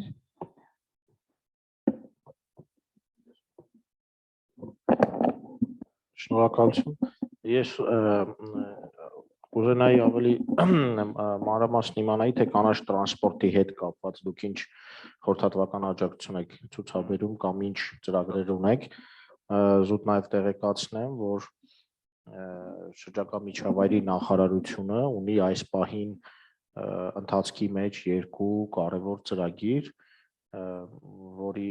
որից մեկը ֆինանսավորվում է Այլի կանաչ կլիմայի հիմնադրամի կողմից, պատրաստվածության աջակցության ծրագրի շրջանակներում այն իրականացնում է ընտրված խորհրդատվական կառույցը PwC-ն է եւ պետք է տրամադրի խորհրդատվական առաջարկներ կապված էլեկտրական շարժունակության ձևավորման եւ ներդրման հետ, իսկ մեր գրասենյակի կողմից իրականացվում է մեկ այլ ծրագիր Հայաստանի Հանրապետության էլեկտրական շարժունակության խթանման նպատակով, պետք է մշակվի շրջակա միջավայրի նախարարության որպես լիազոր մարմնի ոլորտի լիազոր մարմնի քաղաքականությունը 2 տարի հետո պետք է ունենանք, թե ինչ քաղաքական պետական հայեցակարգ ունենք էլեկտրական շարժունակության անցնելու հետ կապված, կուզենայի ձեր կողմից այդ պլանավորվող կամ իրականացվող տեղեկություններն էլ ավելի մանրամասն ունենանք, ճիշտ է այստեղ միգուցե եւ հնարավոր չէ այդքան մանրամասն ներկայացնել, մենք էլ պատրաստ ենք ձեզ մեր ունեցած տեղեկություններով եւ կատարվածով փոխանակվել։ Շատ շնորհակալություն հարցի համար, ես ինքս պետքա ձեզ խնդրի առանձին հանդիպում, հիմա կարճ ասեմ, հետո մենք առանձին կհանդիպենք մեծ հաճույքով քննարկենք էլեկտրատրանսպորտի ենթակառուցվածքներ, ես տեղյակ եմ, PwC-ի հետ աշխատել ենք եւ աշխատում ենք եւ ուղղակի ես ինչի ասեցի, մենք ունենք պայմանագիր էկոնոմիկայի նախարարության հետ եւ Enterprise Armenia-ի ներդրումների աջակցման գործակալության հետ ինչ-որ չափով սա կաշկանդված ենք ուղղակի շփումների առումով, որովհետև պետք է անենք էկոնոմիկայի նախարարության միջնորդությամբ այդպես էլ անում ենք։ Բայց քանի որ էլեկտրական տրանսպորտ եւ շինարարությունը մեր հաջորդ ծրագրի, ասենք, նաեւ կետերից են, անպայման մեզ պետք է բոլոր շահագրգիռ կողմերի հետ հանդիպել, քննարկել մանրամասն կրկնորդումները բացառել եւ իհարկե լրացիչ ինֆորմացիա տալ։ Տեսեք, էլեկտրատրանսպորտի մասով ասեմ ինչ ենք հիմա անում։ Մենք հիմա որպես միջազգային կազմակերպություն փորձում ենք մեզ ամենամոտ համեմատելի տնտեսությունները, հա, որ թե ինչ են արել, ոչ թե լատին ամերիկյան երկրներում կամ, չգիտեմ, Սինգապուրում, այլ բալկանյան երկրները, հա, մեր հետ համեմատելի երկրները ինչ են արել, հասկանանք ինչ չարժի անել, նկատեմ ներդրումային գրավչության տեսանկյունից, որտեղ մեզ միշտ հետաքրքրում է, թե տեղական բիզնեսը եւ օտարական ներդրողը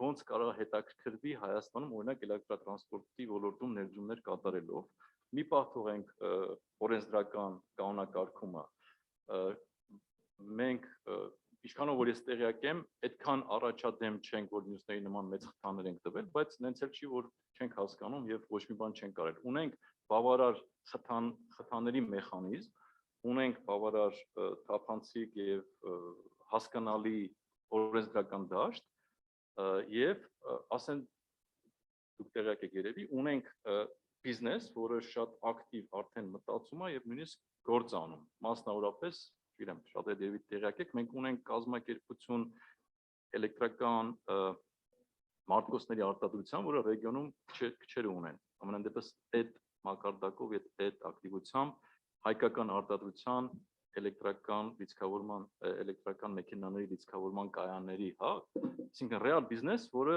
շատ հետաքրքիր է եւ ավելի շատ կլինի շուտով եւ տեղական եւ միջազգային ներդրողների համար, հա։ Մենք հիմա այն փուլում ենք, որ հասկանում ենք ովքեր են գործող անձինք առայժմ մասնավոր ոլորտից, հետո երբ որ իրանք ասեն, որ օրինակ քաղաքականության կամ օրենսդրության մասով խնդիր ունենք, մենք էկոնոմիկայի նախարարության միջոցով համապատասխան պետական կառույցների հետ ենք քննարկում եւ հետո միջազգային կառույցների եւ էլի բոլոր շահագրգիռ ասոցիացիաների օրինակ եթե այդ ոլորտում կան, փորձում ենք հասկանալ, թե մենք ինչով կարող ենք օգտակարել, բայց շատ կարևոր ոլորտ է եւ այս այն դեպքն է, երբ որ մասնավորը պետական պետությունը, պետական կառույցները, միջազգային կազմակերպությունները, այսինքն եթե մենք երկու քայլ առաջ գնանք, բոլորը կշահեն։ Այս են win իրավիճակն է, որ բոլորի շահերից է բխում, այստեղ արագ եւ գրագետ ճիշտ քայլերով առաջ գնալ, հուսով եմ կստացվի մեր մոտ։ Շնորհակալություն հարցի համար։ Շնորհակալություն, մենք հաջորդի կհանդիպենք, կապ կպահենք, շնորհակալ եմ։ Եթե հարցեր չունեք, խոսքը փոխանցենք մեր մյուս խոսնակին, Եվրոպական վերակառուցման եւ զարգացման բանկի ներկայացուցիչ պարոն Ֆրիզո դե Յոնգը, on-line են մեր գոլեգաները միացել։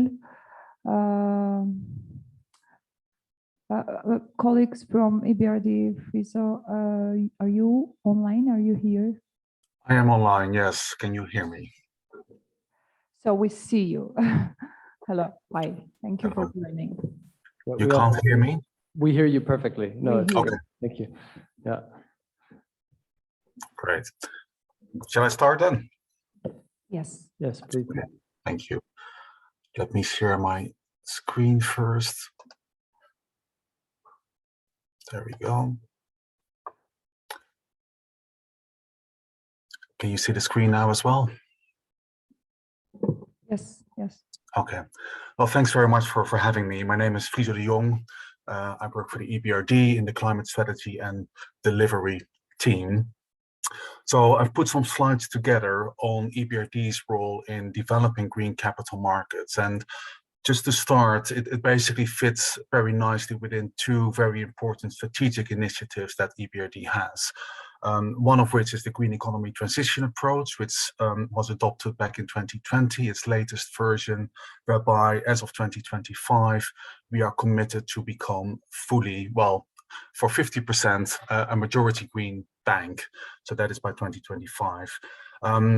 Last year, the Board of Governors has also decided in favor of Paris alignment. So that means as of the 1st of January 2023, all the bank's investments and operations will be aligned with the goals of the Paris Agreement. And that obviously means that by 2050, we will be limiting global warming to 1.5 degrees centigrade. That is at least the way we interpret the Paris Agreement and how we aim to move our operations towards that objective.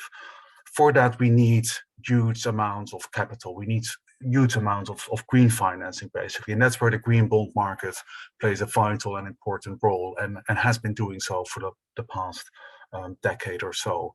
It has the potential to really raise funding, much needed funding in this green space. It has the potential to leverage, to mobilize that amount of funding that we would otherwise not be able to achieve, for example, bilaterally through bilateral loans. 5 main pillars as to how we support this market. Obviously, we have been issuing green bonds since 2010, a total amount of 8 billion euros in over 100 issuances. So we have that experience from the very beginning. We were not the first that issued a green bond. EIB issued the first climate bond back in 2007. But we were certainly amongst the first to issue green bonds in the market, as I said, since 2010. We're investing in green bonds, and I have a separate slide on that since 2017. So it took about 7 years for us to move towards investing. And we started, in fact, within the FI space, financial institutions, with an investment in the Amundi Planet Green 1 fund. So that is mentioned here as an example. So we're also participating in fund investments that then subsequently invest in green bonds. As an issuer of green bonds, we have also worked on standards. We are involved in several working groups to help develop best practices. As part of this green bond issuance figure of 8 billion, we also included climate resilience bonds, transition bonds.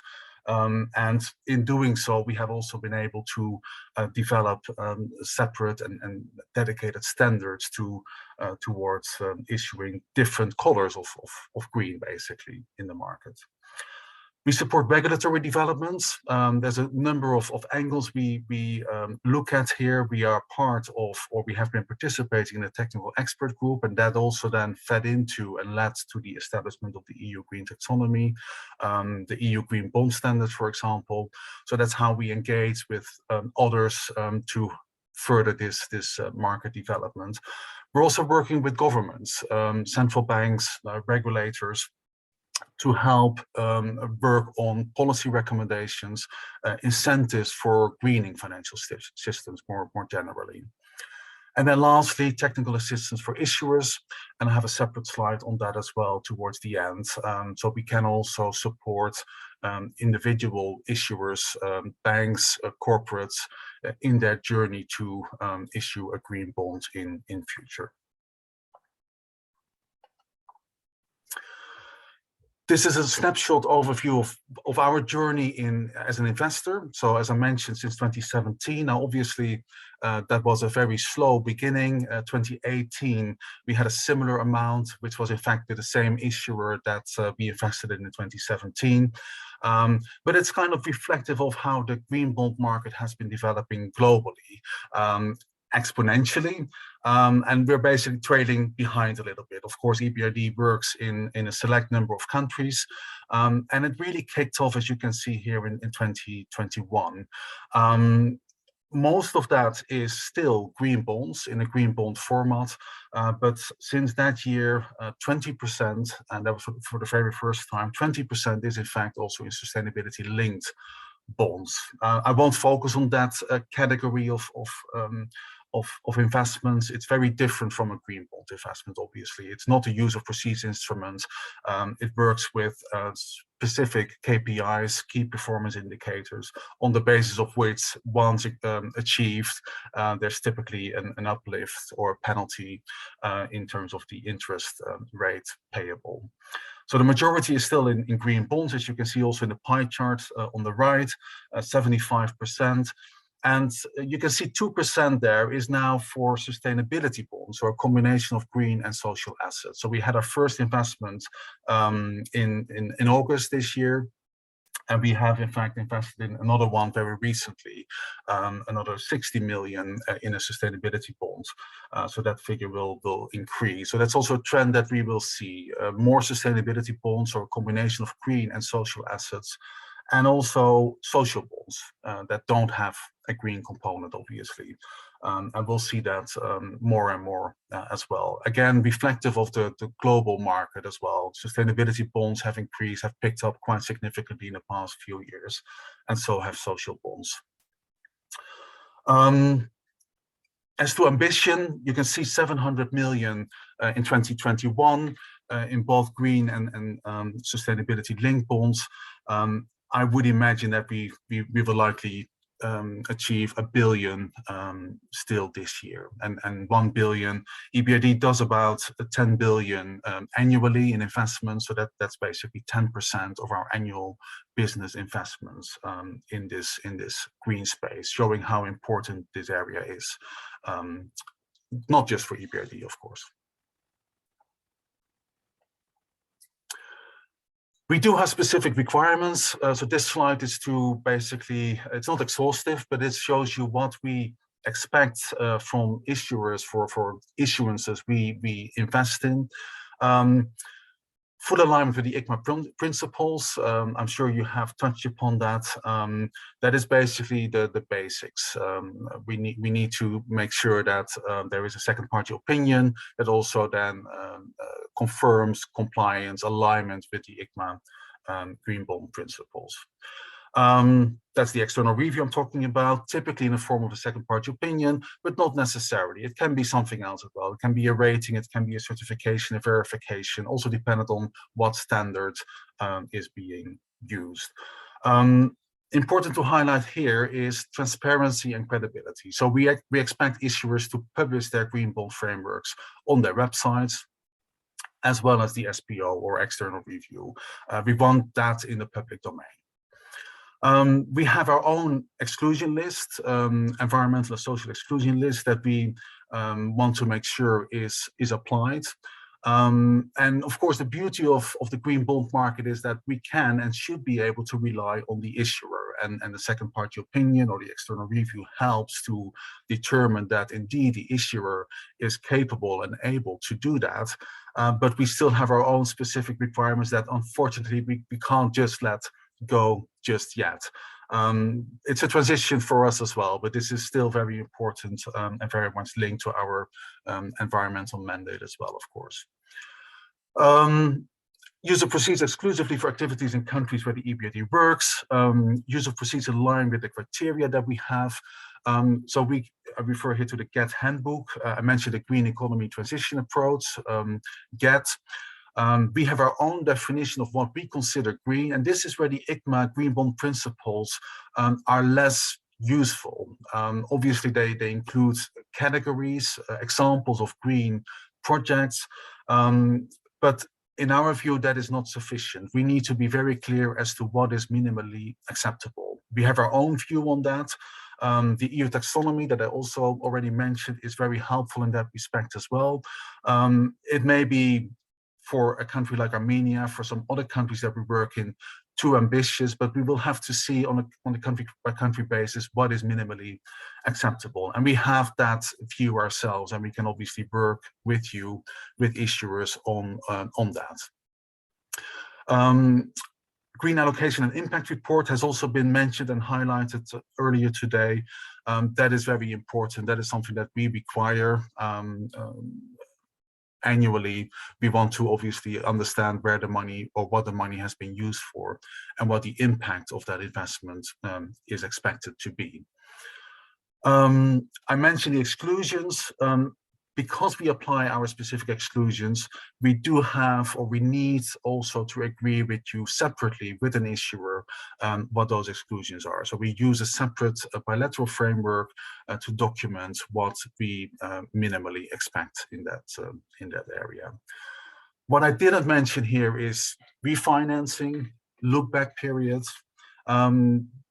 we don't have specific requirements. We do typically advise issuers, though, to also include or finance new projects. So not only rely on refinanced projects on your existing portfolio, but also finance new projects, and to limit your look back period. So the amount of time you can look back in the past to allocate green loans to your green loan portfolio to a maximum of 2 to 3 years, just to limit that period in time. I should add here that we have decided against investing in green bonds as well. So it is something that a decision that we don't take lightly. We have had to take that decision as recently as last year in respect of a number of green bond issuances, just to highlight to you that there are various shades of green, and we really want this market to develop credibly and transparently, and that's why in some very exceptional cases we have had to decline investing. Now, obviously, the right way to approach this is to involve investors from a very early stage. Once your green bond framework is finalized and published, there's obviously very little you can do to change it. Of course, you could, but not without incurring additional costs. So there's various or different scenarios here.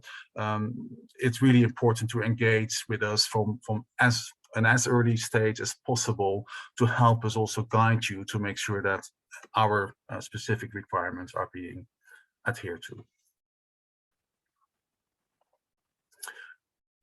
Then lastly, on our technical assistance program, so we obviously, as I mentioned, we actually want to engage with issuers from a very early stage. Now, this includes, and I'll start with a disclaimer, this is just the illustrative technical assistance implementation process. It has 6 steps. Now, the majority of investments, I showed you the 1.5 billion that we have invested in so far. The majority of those investments don't need a specific technical assistance support. Most of those are following or have followed what we call step 1. So we engage directly with the financial institution, for example, on making sure that our specific requirements are being met. So that's the majority of cases. Also, because the majority of cases, the 1.5 billion we've invested in is in the EU countries. Other countries we have invested in so far are Egypt, Georgia, Ukraine, just to name a few examples, Turkey as well. But we can work with issuers on a gap analysis, a green bond readiness assessment, and we are in fact doing that with one partner bank in Armenia at this very moment. We're actually close to finalize that assignment very soon. So we are doing that with a number of financial institutions in the countries that we work in. That support includes the development of an action plan so that over time our partners can actually then work towards an issuance in future. And we hope to see more of that obviously in Armenia as well. Step 4 would include external review support. That is something that we can also structure and work on with you. But most importantly, of course, are step 5 to invest in your issuance. That is something that we want to do as well, of course. And then last but not least, it's the impact report in the green loan allocation report. Very important. It obviously, it takes, well, typically can wait until 1 year after issuance, but obviously you can't wait until that time, until that moment to get prepared for that very important task. So obviously you need to have a very good understanding and view as to what you will be reporting and how to be able to do that 1 year after your green bond issuance. That's it for me. I've left you with some contact details as well.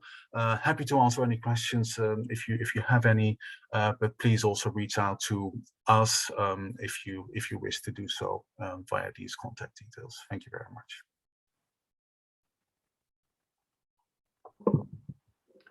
Thank you so much, Rizo. Thank you very much. Let's see whether we have questions. Հարցեր կարող ենք, եթե թարգմանության հարց կա, կարող ենք թարգմանել։ Ինչպես հասկացանք, հետաքրքիր հնարավորություն է նաև դիմել պոտենցիալ, հա, տեխնիկական օժանդակության, եթե պլանավորում է կանաչ բանտեր թողարկել եւ ներգրավել BRD-ին որպես ներդրող։ Այնպես որ եթե հարցեր ունեք, լավ կլինի հիմա հնչեցնենք process-ի վերաբերյալ միգուցե կամ ցանկացած այլ հարց։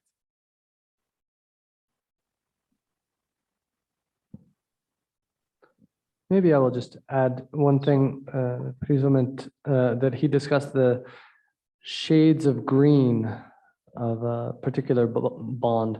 So one of the things that you will notice when you start looking at the green bond requirements is, for example, in buildings, there might be a requirement of reduction of energy consumption per unit of square meters or something, but it's not explicit how much that reduction has to be, right? And so, and Friso, please correct me if I'm wrong, but I imagine that EBRD or other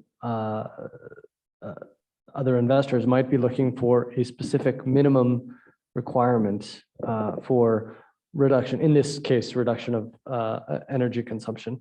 Or, for example, maybe if it's in electric vehicles, maybe in the framework, there is not a or in the standard, there's not a requirement of dealing with the waste issues, right? For end of life, for the batteries or what have you.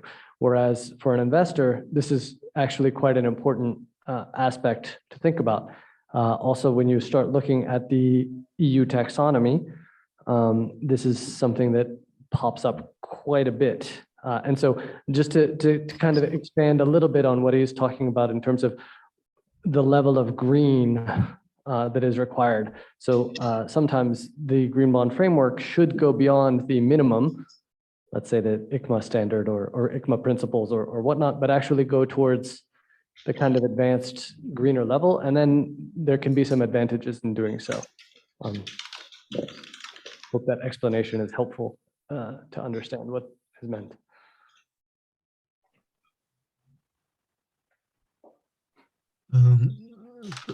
Mr. De Jong, I have just a quick comment. I noticed that the standard that you're currently using for the green bond of EBRD is the ICMA, International Capital Market Association standards. Being a European bank, I assume that you are also looking at the green bond standard being developed by the European Union and also the EU taxonomy. Could you comment maybe on the choice of standards and maybe whether you could consider as well the green bond standard as being an alternative one? Yeah, sure. I assume you're talking about EBRD as an issuer, and I can't really comment on that because that is with our Treasury colleagues. However, what I can say is that we are looking at different standards as well, including the EU Green Bond Standard when it comes to our investments in green bonds, simply because the EU is our biggest shareholder. Now, what we're currently doing, and what we see also a bit as a trend emerging, is that issuers are in fact using other standards. They're using the Climate Bonds Initiative Climate Bond Standard, which is a standard that we are happy with. We can basically rely on that standard because it is considered a premium standard. It incorporates the ICMA Green Bond principles, so we're covered from that point of view. And on top of that, it has its own taxonomy as to what, in this case, the Climate Bonds Initiative considers to be green. And that's really helpful for investors because that way they know that it has been looked at, it has been considered, and that it is following those specific green criteria. And the example that was just mentioned as well for buildings, that has been really helpful to kick off the green covered bond market in the EU, in the European Union. We started investing in Poland in 2019, financial institutions that were able to use the CBI climate bond standards to allocate their existing portfolio under their green covered bond framework, essentially looking at the top 15% performing buildings in the market and make sure that only those buildings are included in their green loan portfolio. The EU Green Bond Standard is under development. It hasn't yet been adopted. It has to be operationalized. Just like the Climate Bond Standard, the EU is aiming to have a separate register of consultants, accredited consultants, to be able to assess or certify compliance or alignment with the EU Green Bond Standard, and hence also applying the EU taxonomy. And that will take some time. Even if it was adopted, let's say later this year or early next year, it will still take at least another year before we expect that standard to become fully operational. But we're definitely looking at it. We're following it very closely. And we're discussing this with clients as well. As part of the TC offering, the technical assistance that we offer to clients, we actually already include also other standards, including the EU Green Bond Standard, to help them understand what that potentially means. But there's still quite a few, apart from the implementation timeline, there's still quite a few challenges that will need to be ironed out before we will see the first EU Green Bond Standards issuance in the market, I think. Thank you very much. Sure. Can I ask a question? Hartzer, go ahead. I am from Central Bank for Armenia, so I just have two questions, please, to Mr. Young. And the first one is about the standards. How does the insurer differentiate what standards to use? Like, is there any guide for them to know, like there's a difference between the EU Green Bond Standards that is going to come up and the Climate Bond Standards and ICMA standards? So that's the first question. And the second one, I know that the EU taxonomy was going to define the brown activities. Is this done yet, or is this in the process? So is there any news about this, if you're aware? Thanks. So on the first question, it's really, I mean, the market, the issuers determine what standards they wish to use and apply. Now, obviously, ICMA is the market leader at the moment by far. And they remain very relevant, of course, because the other standards, including the CBI, CBS, as well as the EU Green Bond Standard, are essentially also incorporating and using the ICMA principles. So the work of ICMA is critically important, has been, will be in future as well. As I mentioned, we are now seeing more issuers using the Climate Bond Standard, the Climate Bond Initiative, Climate Bond Standard, and I think various reasons. I mentioned the covered bond issuances out of Poland back in 2019 that really kicked off that space in the EU. I think there the issuers were very keen to have a credible approach for their existing green loan portfolio. And hence they were looking at the Climate Bonds Initiative for that approach. They developed that approach also with inputs by market players, EBRD, others, over time, and it allowed them to identify and communicate that to investors as to what that approach looked like. And it's very transparent. The approach can be looked at on the CBI website, and it was then something that others were able to use as well. It's for everyone to use. It could well be that issuers choose another standard because they think they can fetch a premium. The Climate Bond Standard and in future the EU Green Bond Standards, they have certain requirements that go beyond the ICMA principles, right? And in exchange for doing that extra, going the extra mile, they may well expect over time to also get something in return in the form of a premium. To be seen if that actually materializes, but that is, I think, why issuers would choose the EU Green Bond Standard over the ICMA Green Bond Principles. But again, I don't like to put it that way because it's not a choice between standards. The ICMA principles are basically incorporated in any of the other standards we're talking about here as well. As to your last question, I'm afraid I have to pass. I wouldn't know the latest in that respect, I'm afraid. Thank you.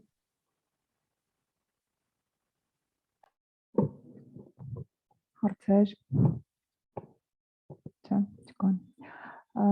Friso, thank you so much for joining and for a very interesting presentation. I think the bank's will be in touch in case of interest to with the local office and you as well. Thanks. Yes, we have. Thank you. Bye-bye. Wait a just, minute. we have. Yes. My name is comments. Gayane Gaprilan. I'm so sorry that I heard only the last part of your presentation, but the theme that you have chosen is very important and interesting for discussion. And I think the most important part now for Armenia, this is the market actors in green bonds, because now we are thinking about having workshop of dialogue, however we call it, with all financial organizations, including banking and any other financial investment foundations, etc., to have an opportunity to share with them our knowledges and these knowledges, and to understand what is the reason why the financial sector for this moment does not have enough activity that we dream that in Armenia we can have. Even though I should mention that I think all people here presented know maybe that in region we are already have best position in this, and we have one green bond and the second one is in the progress, as I know. But this is not the point that I'm talking about, one or two or three. I'm talking about system that might work for it, because this is about policy making, about private sector cooperation, about financial institution that can understand what we are talking about. Because for this moment, as I know, we have a big institutional and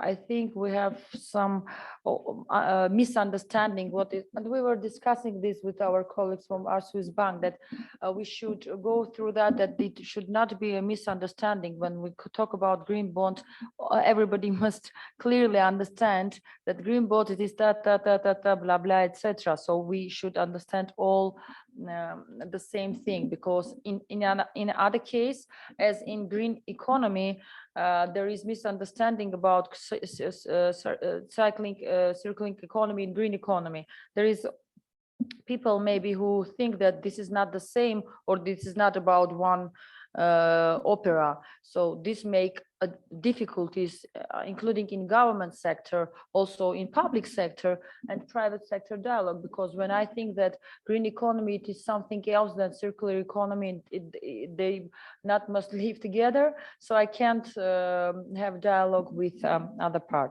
I haven't question for this moment. I just want to say that the topic that you have chosen and represent to our members of this workshop is very important. And we have already a discussion with OECD team, and they are really excited of our idea to have this financial workshop with all stakeholders of interested agencies, and then go through regional one, because Georgia is really also interested to share and to listen our knowledge in this area. So I think today's presentation must also be continuously, and to have people must think about it and understand what we can do. It is something that I just want to introduce, that we have such discussion with Swiss bank, and the idea then we have discussed it with OECD team, and they're really excited of it. So this is possible to make come true. Thank you very much again for your presentation. Thank you. Thank you so much. If you don't mind, we will share your presentation, and actually ստեցան բոլոր նյութերը, թե այս միջոցառման, թե ընդհանուր ծրագրի հասանելի կլինեն, ինչպես արդեն նշեցինք, որտեղ շատերը սուրճի ընդմիջման ընթացքում հարցնում էիք, մոտենում էինք, մենք բոլորին կտրամադրենք նյութերը, եւ եթե հարցեր ունեք, չունեք հարցեր, առաջել, խնդրեմ։ Շնորհակալություն, Էվրոկաբանկ, Ստեփան Ավետիսյան, հարցս ուղղված է ձեզ տիկին փոխնախարար, որպես կառավարության ներկայացուցիչ, արդյոք մենք կառավարության մակարդակով դիտարկում ենք այն գործիքակազմը, որով հնարավոր կլինի որոշակի առավելություններ տան քա green bond-երի թողարկման ժամանակ ֆինանսական կառույցներին։ Նկատի ունեմ հարկման մեխանիզմները, որտեղ պարտատոմսերի հարկումը այս պահին մեր մոտ չկա, բայց 24 թվականից չգիտենք պատրաստվում է որ լինի։ Արդյոք սենց բան նախատեսում ենք թե չէ եւ հնարավոր է որ կանաչ վարկավորման դեպքում որոշակիորեն նվազեցվի բանկերի շահութահարկը։ Շնորհակալ եմ հարցի համար։ Եթե թույլ տաք, ես տրոհեմ հարցը պարոն Ավետիսյանի, որտեղ պարոն Ավետիսյանը հիմա վերաբերելով պարտատոմսերին եւ կանաչ վարկավորմանը եւ կանաչ օրակարգին եւ կանաչ պարտատոմսերին մի քանի հարց է տալիս կառավարությանը։ Միանգամից ես կսկսեմ ամենավատից դեպի լավը գնա, որ լավով ավարտենք, որովհետև ես կողմնակից եմ ամեն ինչի մեջ լավ ավարտին։ Նայեք, դուք շատ կարևոր բաներ եք ասում, բայց ես չեմ կարծում, որ մենք ձեր հետ պիտի շատ լավ որ հարցը կա, բայց ես չեմ կարծում, որ նա առաջնայինն է այն հարցերի շղթայի մեջ, որոնք պետք են դրան հասնելու համար։ Դուք ձեր հարցի մեջ հարցնում եք գործիքակազմ եւ առավելություններ։ Ես ձեզ պիտի հարցնեմ, որ գործիքակազմի մասին եք ասում։ Դրանք պետք է թվարկված լինեն, դրանք պետք է ինստիտուցիոնալ լինեն այդ գործիքակազմերը եւ դրանք պետք է բոլորի համար հարամատչելի եւ ընդունելի լինեն, որովհետեւ նորից ես նոր իմ խոսքում դա է փորձում ասել, որ կանաչ պարտատոմս հասկացությունը ես վստահ եմ, որ 100-ից խոսքը չի վերաբերում օրինակ կենտրոնական բանկի աշխատակիցների մասին կամ էկոնոմիկայի նախարարության կամ ֆինանսների նախարարության, բայց եթե կառավարությունը վերցնենք այդ 3 գերատեսչությունները հանենք, ապա ես չեմ կարծում, որ կանաչ պարտատոմսը բոլորի համար տենց շատ հեշտ հասկանալի եւ միասնական հասկանալի բան է։ Այսինքն մենք հստակ պետք է սկզբից կառավարությունը ֆիքսի բոլորի համար խաղի նույն կանոններ։ Ինչ ենք ասում մենք Հայաստանում կանաչ պարտատոմս, որտեղ դրանից հետո մենք պետք է ասենք ինչ բան է մեզ համար, կառավարության համար տաքսոնոմիան եւ մենք այդտեղի որ ուղղություն ինքը շատ լայն է այդ տաքսոնոմիան, այդպես միանգամից մի հատ տերմին է, որ բոլորս օգտագործում են, բայց ինքը շատ տրոհումներ ունի եւ մենք պետք է հասկանանք, որովհետեւ երբ որ մենք հիմա խոսում ենք օրինակ կանաչ բյուջեի մասին եւ մենք խոսում ենք բյուջեի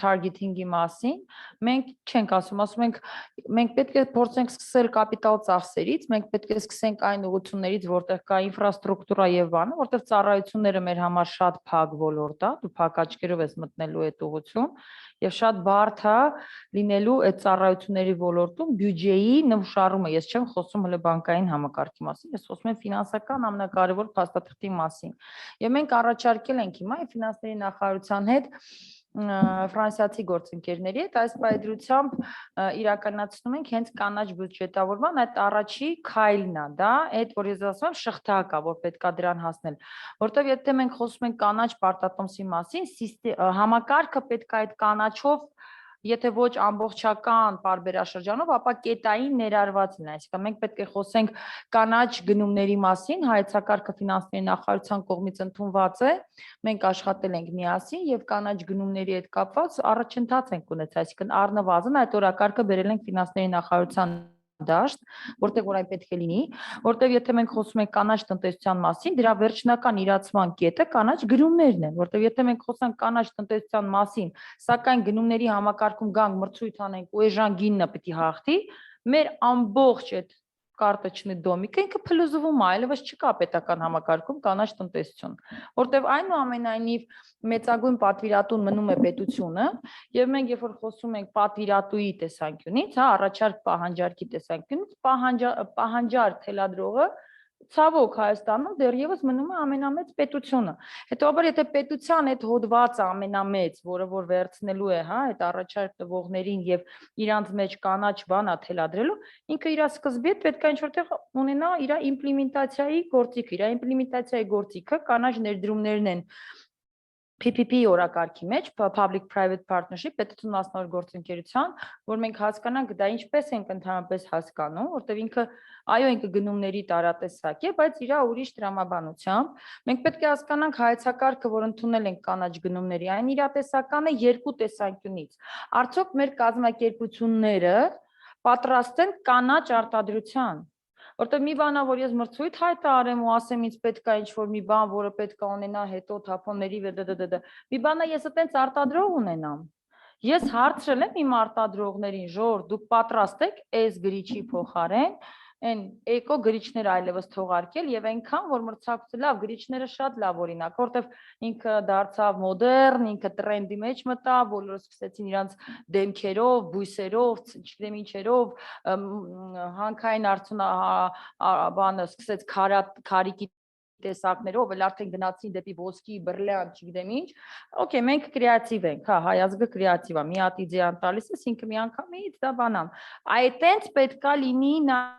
այս օրակարգը, նախ միանգամից ձեր հարցին պատասխանելով, այո իհարկե կառավարությունը այդ մասին իդեմը շրջակա միջավայրի նախարարությանը առնվազն մտածում է, մի ամբողջ մեխանիզմ այսօր մտածում է, որ կանաչ, ես ինչի իմ առաջի ելույթի խոսքում ասացի մուլտիսեկտորալ, եթե երկար խոսամ, ինձ միանգամից ընդհատեք, էլի։ Հա, չէ որտեղ շատ լավ հարց եք տվել եւ այս այն ամենալավ հարթակն է, որտեղ մենք ձեր հետ կարանք շփվենք, որտեղ այլ դեպքերում մենք իրար հետ չենք շփվում, մենք միշտ շփվում ենք նույն էքսպերտների հետ, լսում ենք նույն կարծիքը ու շատ հետաքրքիր է նոր բաներ, էլի, ես մեկ որ արդեն նույն էքսպերտներին տեսնում եմ, ասում ուրիշ հերոսի անուն չգիտեք, ես գիտեմ դու արդեն ինչ ես ուզում։ Նոր բաներ, նոր մտքեր լսելու բան կա, բայց երբ որ մենք խոսում ենք կանաչ արտադրողի մասին, այստեղ ես չեմ կարծում, որ պետությունը անհրաժեշտ բավարար քայլեր է ձեռնարկել, որ խրախուսի, այ նայեք դուք ինչ եք ասում, որտեվ նայեք միանգամից կպնել հարկերին, այդ նախկինում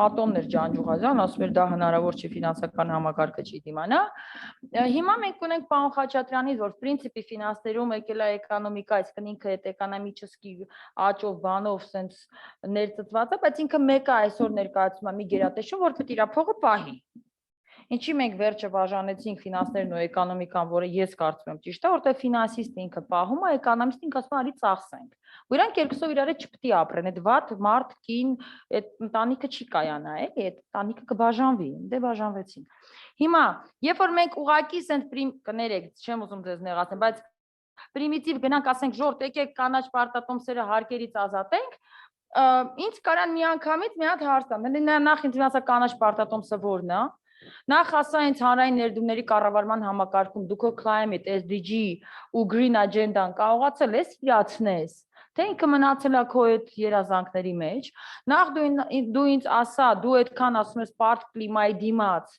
դու այդտեղ անում ես ինչ որ քայլեր թե ոչ, հետո դու ինձ արի ասա, դու ներդրումների մեջ քո կանաչ օրակարգը կարողացել ես ներդնես թե ոչ, հետո ինձ ասա դու տաքսոնոմիա վերջը պատկերացրեցիր քո երկրում ինչա, թե տենց մի 5 տարի կանաչ ռազմավարություն ես էլի մշակելու ու էկոնոմիկան ու շրջակա միջավայրը իրար սիրելու ու չեն սիրելու։ Չէ, դուք նայեք շատ վատ է տենց մի անգամից չսպա, չէ, դուք պետք է բոլորս միանանք իրար հետ մշակենք առաջնահերթությունները, որտեղ մեր գործը մեկն է, դուք անդադ ուզում եք բանկերին ազատենք, չի բանկերին ազատենք, ուրիշ շատ ոլորտներ կա, ասում եկեք մեզ հարկերից ազատեք, դրա միակ լուծումը նա կառավարությունը կարած եկեք հարկայինը փակենք, բայց այն դեպքում երբ որ 98% Հայաստանում հարկերից է ձևավորվում բաժին, մենք չունենք տենց այնտեղ մի հատ որ հանում ասել բանը ու տանում ու մենք բյուջե ենք ձևավորում, վտանգավոր գործիք է խոսել անդադ դրա մասին, այնքան հիմնավոր պետք է լինի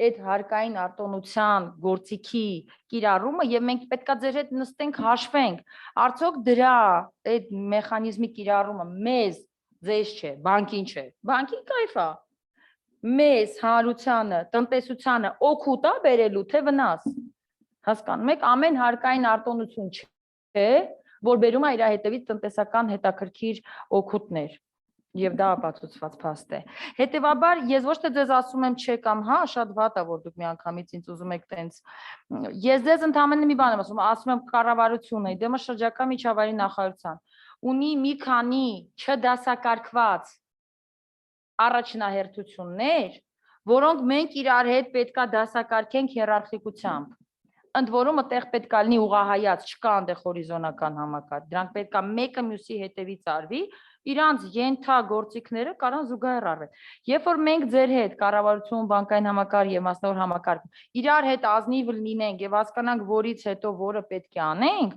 կարող է մի օր հասնենք ինքնաբերաբար, որ հարկային ինքը գա, ասեք ես իրանց արական ֆինանսների նախարարությունը կարտոնություն տրամադրել, որտեղ դրա դեպքում իմ մոտ այսքան ֆինանսական, չէ՞ որ այսօր մենք եթե դուք նայեք կլիմայական օրակարգին հետևեք, այսօր Գերմանիան գործիք է կիրառել,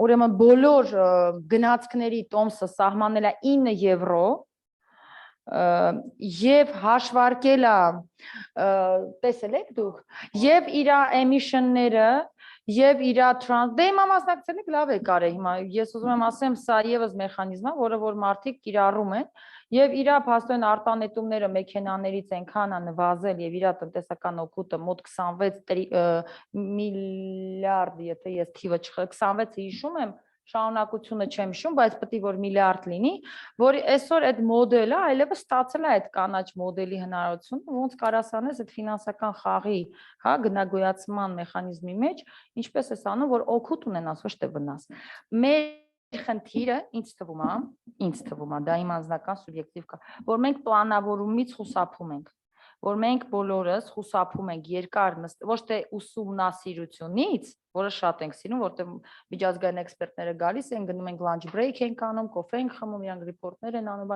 չէ, պլանավորումից, որը ենթադրում է պատասխանատվություն, ես իմ վրա պետք է վերցնեմ պատասխանատվություն, քո պլանավորված գործիքակազմը ինձ համար հասանելի եւ բարձ դարձնելու համար, այդ պլանավորման մեջ հաշվարկելուց վերջում ինչ եմ ստանալու այդ անտեր մնացած կներեք ֆրանսերենից համար cost benefit անալիզը, որ մենք вообще չենք սիրում անել, ընդ որում եւ իրավական ակտի, նայեք, դուք շահույթ հետապնդող կազմակերպություն եք, եթե դուք դա չանեք, դուք չեք կարող լինել, դա ձեր լինելիության։ Պետությունը այդ առումով մի փոքր ավելի ծանր եւ դժվար շարժվող եւ ոչ կրեատիվ է, դա պետք է ընդունել։ Ես վատ բանով չեմ ասում, դա իրականություն է։ Այ մենք ձեր այդ բոլորս էքսպերտային թմերն էլ օգտվում են այդ դրանից ու հաճախ գալիս են այսքան report են գրում 400 էջանի, որը դու կոտորվում, բայց կարդում ես, բայց չկա այնտեղ վերլուծական հատված։ Չկա այնտեղ վերջը պատասխան։ Որն է քո net present value-ն, ինչ ես դու, ու որն է քո cost benefit անալիզը, վերջը ինչ ես ստանալու, լավ հասկացա։ Իմ հարցը կարող է իմ պատասխանը կարող է ձեր հարցի չբավարարեց, բայց ես հուսամ, որ ես ասի, որ տրամադրությունները այդ ուղղությամբ են, որ մենք ձեր կարիքը ունենք, մենք ձեր հետ պետք է նստենք մի սեղանի շուրջ եւ հասկանանք, սա առաջի կետն է, թե վերջի, թե մեջտեղների։ Ու այդ դեպքում ինքը real է, ռազմավարության մեջ ներառելու իհարկե։ Այ հիմա է կանաչ տնտեսության ռազմավարությունը մշակվում է, եթե դուք հիմա հաշվարկեք, դա ինչ օգուտ կբերի եւ ոնց դա օգուտ կբերի եւ ոնց կազդի ուրիշ սեկտորների վրա, իհարկե դա կարա ռազմավարության մաս դառնա, իսկ դա ինստիտուցիոնալ մոտեցում է բյուրոկրատ համակարգի համար, մենք պետք է ինչ-որ մտեղ դա ֆիքսած ունենանք, ոչ թե տենց ուղակի հայտարարենք, եւ որ ինքը կլինի ռազմավարությունում, հետո կլիմայական օրակարգում կամ կլիմայական իրավական փաստացում, ինչ որ մի օր կարող դառնա կառավարության որոշում։ Բայց այս գործող արտոնության տեսանկյունից ինքը բոնդ է, էլի, այսինքն ինքը պարտատոմս է, այսպես թե այնպես նույն արտոնությունը կիրառվելու է, այս պահի դրությամբ ամենայն դեպքում։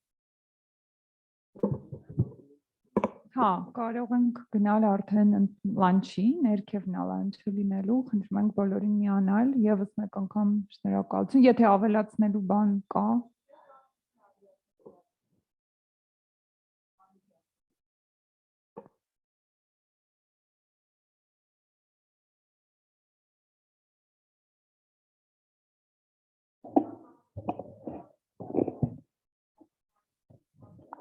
Տիկին Գաբրիելյան ջան, ճիշտ ասած մենք բարել էինք, մինչև ձեր գալը բարել էինք։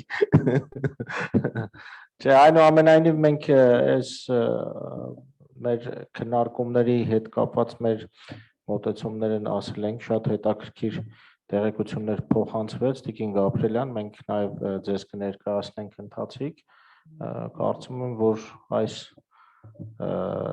միջոցառումը որպես դիսկուսի սկսելու եւ արդեն պատրաստված աշխատանքային նյութերը ամփոփելու տեսանկյունից ստացվել է եւ պետք է շարունակենք ու այն փաստաթղթերը դուք այստեղ չէիք Տիկին Գաբրիելյան նշվեց այդ փաստաթղթերը պետք է արդեն ավելի լայն տարածում ունենանք ու կիրառենք այսքան շնորհակալություն